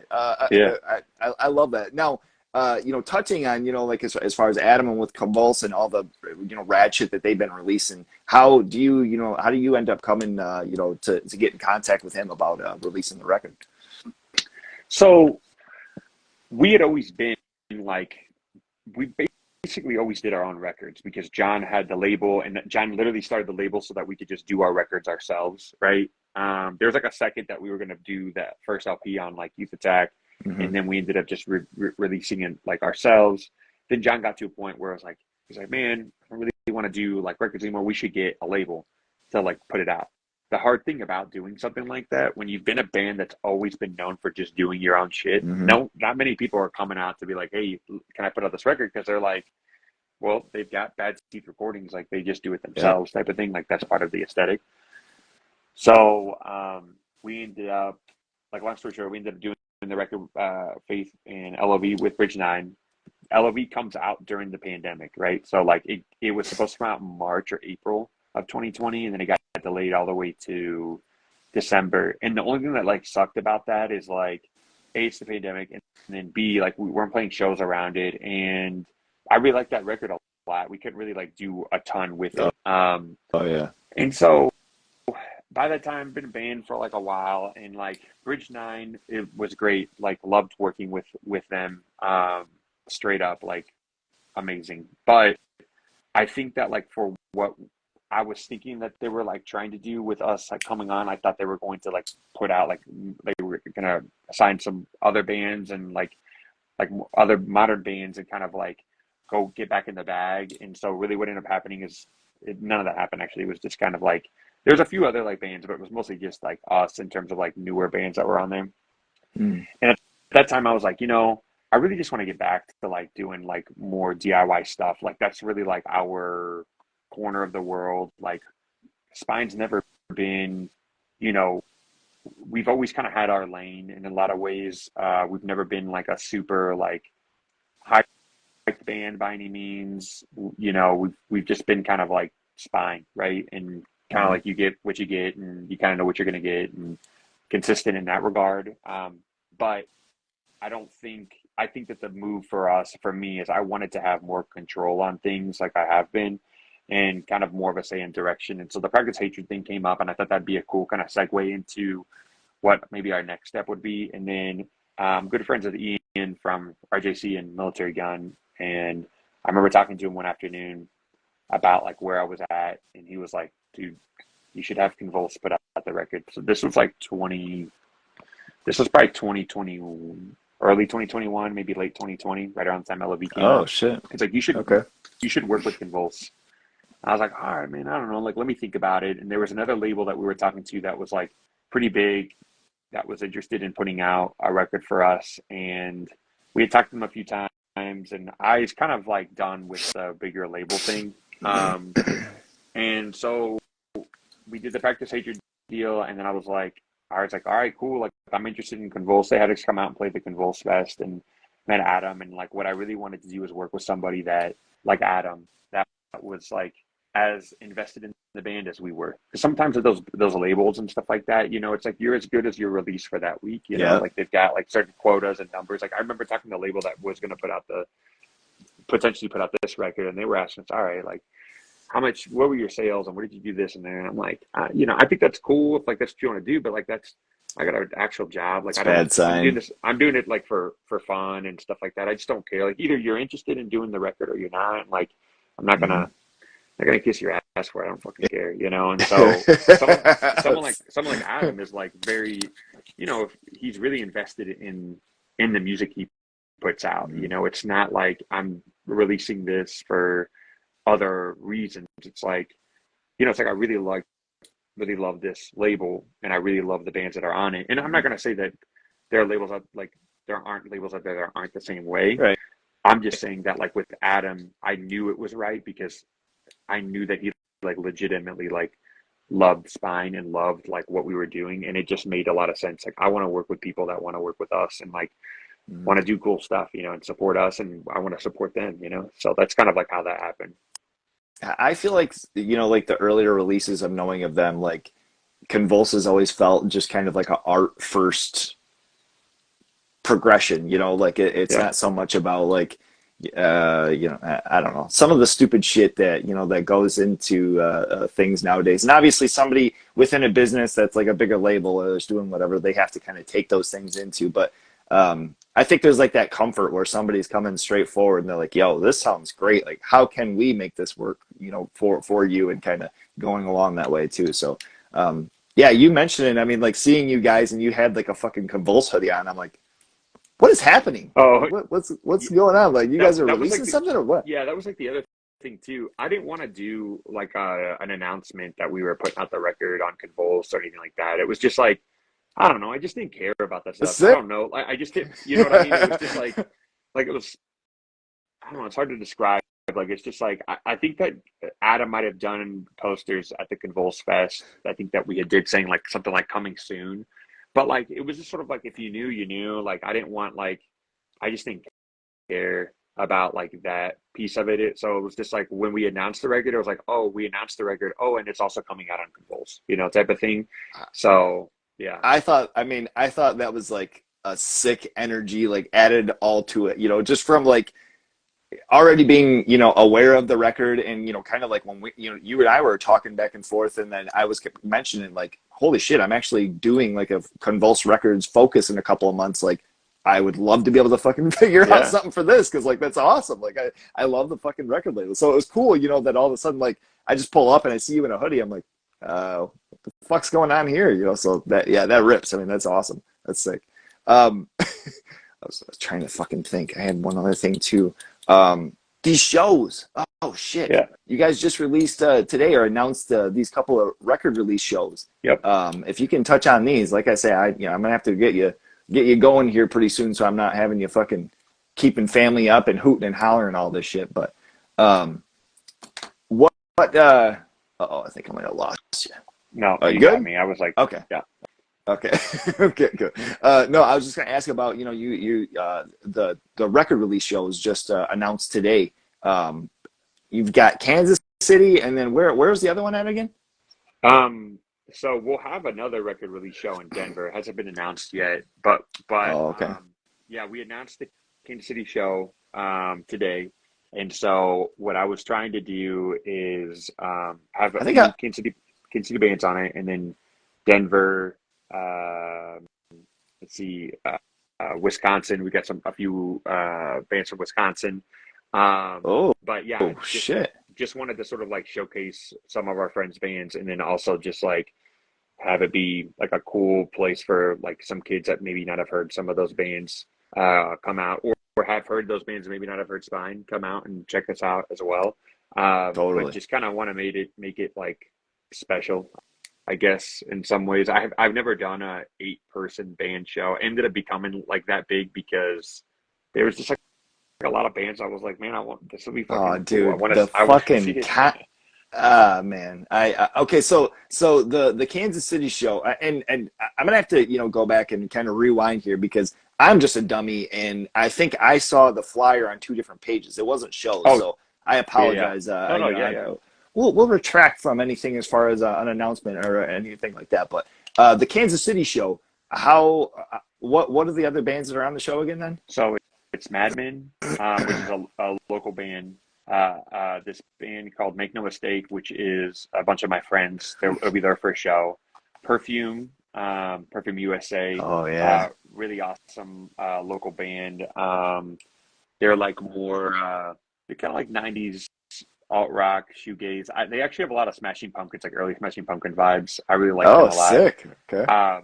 Livid, Asbestos, Okay. Consequence, Candy Apple, World I Hate. So yeah, it should be awesome. I'm really looking forward to like having that. It's like I'm people are like, oh, it'll be cool. Like people will like I just want like if I could get like 100 people to come to this gig, like I'll feel pretty good about it. Dude, So World I Hate, their record that just came yeah, out, it's sick, man. uh, god damn. That's like, and as far as like myself, being a drummer too, going back and forth and talking, with my man and listening to that record, I'm just like, I'm just gonna give up.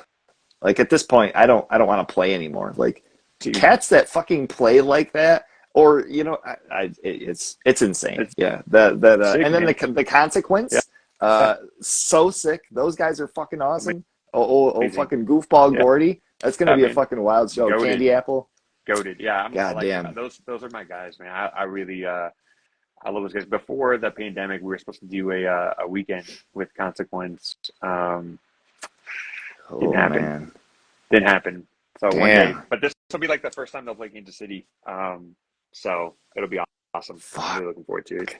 That's great. That's so so sick. I know I was talking about I was talking to I can't think of who the bass player that was playing with you guys in Detroit or on this last Uh, leg. What is his fucking name now? I feel Max. terrible. Max, Yep. Jesus Christ. Yeah. He was talking about like a tie between like Denver and Kansas City and kind of, going Oh back yeah. and forth to shows and all that shit. And I was just like I had no idea. Obviously I mean like in the last like 5-10 years, like Denver has been insane with some of the shit that they've had like coming out, around there. But he was just talking about like shows and show hopping and going back and forth. I'm like, God damn, like I had no idea. Like that seems like halfway across the country to me. Yeah. I mean, like honestly, it is like 8 hours away from Kansas City, but so is Chicago. So it's like, Oh, okay. back in the day, like with my first band, like we had this thing called the Midwest Wolfpack. Was not a crew. It turned Okay. into like something stupid, and we ended up like ending it. But like there was like 4 or 5 bands that were part of that, and all it was like bands in like Indianapolis, Chicago, Cedar Rapids or Cedar Falls, like so that what we would do weekends and we have shows, right, and then we'd have like a built-in like group of kids that would come see us and stuff like that, Fuck, man. that stuff, right? So So um sick. So we had that, and then that people were taking that more seriously than it needed to, which is why and then there was also some like things that broke apart, which is what the song Unraveled is about. And then Denver had their own thing called the Denver Wolfpack, right? And so, Yeah. and then we had we had a lot of connections with just like bands like playing with each other, and just like there was like the slight Youth Attack connection there for a second with Spine, and then yeah, and then I've just been friends with a lot of those guys for a while. Just did a demo, recorded a demo with Denver guys for something that hopefully comes out sooner than later. So You just did? to yeah, just to solidify that connection between the two cities. Yeah, Jesus Christ. That's sick. yeah, Now, is this something like, can you touch on, I mean, because you've been kind of mentioning like playing music as opposed to singing. Is that like a little bit of an endeavor or definitely. let's not, don't answer that. Don't answer that. Okay, I'm not going to, I'm not that guy. You know what I'm saying? I hate fucking digging. And then when that stuff comes out and all of a sudden I like start thinking about, no, fuck that. Absolutely not. We're not going to do that. all Dude, right. you guys' record just comes out. It comes out Friday. It's on Convulse. I finally got a fucking test press. Let me tell you about trying to get test presses, okay? I'm not one who wants to go on to fucking Discogs or any of this other shit. Yeah, I'm very in the moment with it. And finally, somehow, I ended up getting one of these, and I'm so fucking excited. I cannot wait. Whenever it comes in, I'm trying to hold myself back from not listening even more on Friday. I can't promise it, but you know what? You got this show that you're going to be promoting. That you've got some records. A couple of them are already fucking sold out, so you're not going to be getting some of the presses for it. yeah. So sick, I've man. got some ideas on the test presses. We'll see how those end up working out. I have to talk to. I need to circle back with Adam on those. So, Oh but shit. Okay. it'll be cool. It'll be Sick. cool. Cannot wait. Dude, Antonio, this has been so fucking awesome, man. Thank you. I have gone way over the allotted Yeah. time that I generally ask. I hate to keep you up so late, man. And this is kind of new for me for doing these, late at night, but it's kind of working with like, kids and work Yeah, man. schedules and all this bullshit. So, Yeah, it's uh, crazy. I got one thing. I got one thing for you. I wanna ask you about something. sure. But we didn't get in. We didn't touch on any of this stuff. Maybe some other day. But Okay. I I have thought about this for a while, and I love horror movies. I don't know if I love horror movies as much as you probably love horror movies, but How are you going to tell? Wait, how are we going to start this 2 hours I into this know shit? I God know, but damn it. I just need to like I need to like run this by you because I talked to John about this today actually because it's like a long running joke. But Okay. I've thought about this, and I think that the greatest horror movie of all time, Oh boy. like of all time, Okay. and is The Thing. And Oh, I've thought about it a lot, and there's other movies that I love too, but like The Thing is like kind of definitive horror movie for me, and I think it might be the greatest. What do you think? Is it the greatest? it's absolutely I mean, I have like conversations with one buddy of mine in particular, my best friend Ryan, who we go back and forth, and he's always like, "What are your top three like alien movies? Or what are your top five?" It's like always some sort of fucking competition of like, going back and forth. And the thing is always it is always in that conversation. Like as far as I think the only thing that it knocks it for me is like being in the summer. I feel like I don't want to see snow, but that's not necessarily anything to take away from. It's probably like, if not the best, closest to, I would say probably the original Halloween, the original Texas Chainsaw Massacre, and The Thing. I think those are probably the three The Father, Son, best and the horror Holy movies. Spirit.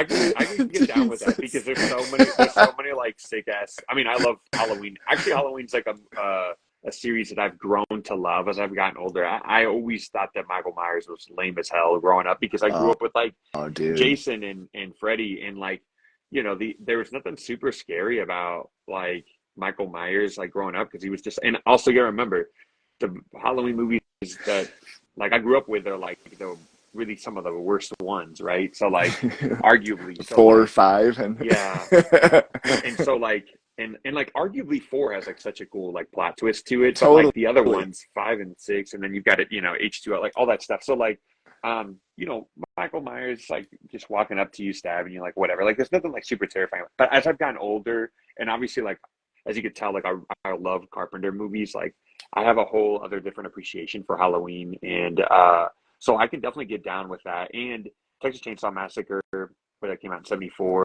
like all the things that go into that movie, and about like how it was made, the concept behind it. Yeah, I could totally get behind that as the Father, Son, and the Holy Spirit for sure. Yeah, dude. I mean, I just feel like, and the funny thing is though too, to say like, as far as personal favorites, I feel like those three are the best. But like, for me, like the Evil Dead 2, that's Oh like a yeah, that one's fucking, awesome. one of my personal favorites. And then there's you're mentioning The Thing. Is there something up there? Oh yeah, yeah. I have like this like thing.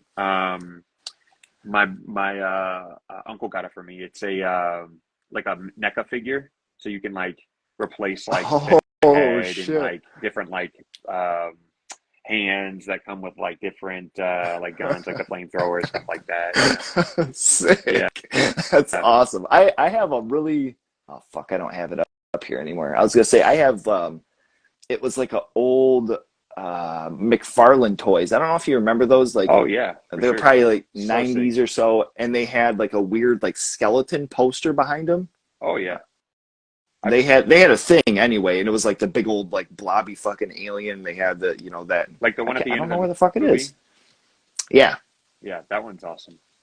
is insane. Yeah, I have like, I mean, that's all kind of like my thing, as far as like promo or just like figures or posters or different shit. But and like it's not to say, like because I kind of mentioned the whole like snow thing. There's been plenty of times too, even in the summer, that I've watched the thing. Like that movie is one of the movies that I have multiple copies of, a DVD, a fucking, this 4K comes out, this Blu-ray has a fucking better Oh yeah. cover art, like, God damn it. It It's doesn't like end. it's just so crazy because like I put it in the same category as like even T2. Like bro, watching T2 in 2023 and like the thing and understanding, I could put Alien in this too, but like just understanding like how long ago they were shot, like the different types of special effects that were used, and they don't look aged, they don't look shitty at all, like they don't look bad, and it just the quality of it's just like it's mind blowing to me, like how good and consistent it is after all these years. And it could be just be my eyes. Maybe if I saw maybe somebody that hadn't seen those movies, who grew up with them, like might see it a little bit differently. Might think it's like super like old.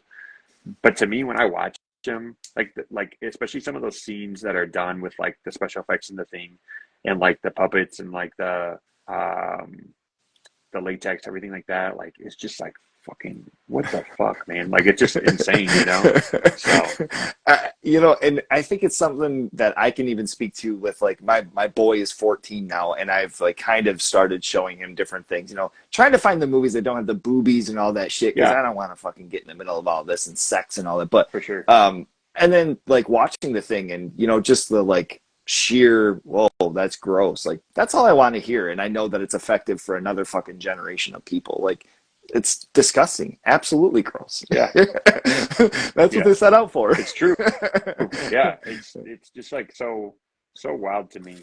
I think like you just building on that real quick on like the John Carpenter stuff, like there's so much of like his work too that's just like so like underappreciated, especially some of those releases from like the 90s or the late 80s, like stuff like Bridge of Darkness or like An Amount of Badness and stuff Oh like that. man, It's just like so crazy. Like some of the stuff he also doesn't get like due for because a lot of people just think of like some of those bigger movies, but pretty fantastic in terms of like horror movies and like those like kind of like psychological horror movies too that like he's done and the preying on some of those like those like those like OCDs and insecurities and stuff like that. And yeah, I don't know. I just think I think it's cool. I will say that like I watch I watch almost every horror movie that gets released. I'm not really into like the real like holy shit, super I had no big idea. B or C horror movies or anything like that. Like going back and watching some of that stuff, like the movie Spine that has nothing to do with the band Spine. Yeah. But like I've never seen that movie. I wrote, dude, funny story about that. I think that the director of that movie, because it's like a low budget, like he might have reached out to us one time about the name of the band or something, and like I don't remember him being like, "Hey, you need to change the name of the band," but he was like, "Hey, what is this about?" And I remember just like kind of like blowing him off, but never seen that movie. So stuff like that, not as much. But like, I still watch horror movies. I got to tell you though, there's not many good ones, like ones that I think that are good that still come out because of what I'm looking for Okay. is just different. I think the '90s were like golden age, maybe '80s is golden age, and then '90s is when it was like going downhill. And I have an affinity for some of those '90s movies because it's like how when I was growing Yeah, up, but and like after that, it turned into like demons and or like more like Exorcist type of oh movies and just like PG-13 horror movies that I think are like for horror movies PG-13 it's probably like not very good, yeah. so Every once in a while, one squeaks through, but yeah, I sure. was gonna say, have you seen Brightburn? Do you know what that Yeah, is? no, I haven't seen it yet. No, I came out like what 2 or 3 years ago with like about the kid, right? Yeah, he's like supposed to be like a. Well, I'm trying to think of what the trailers.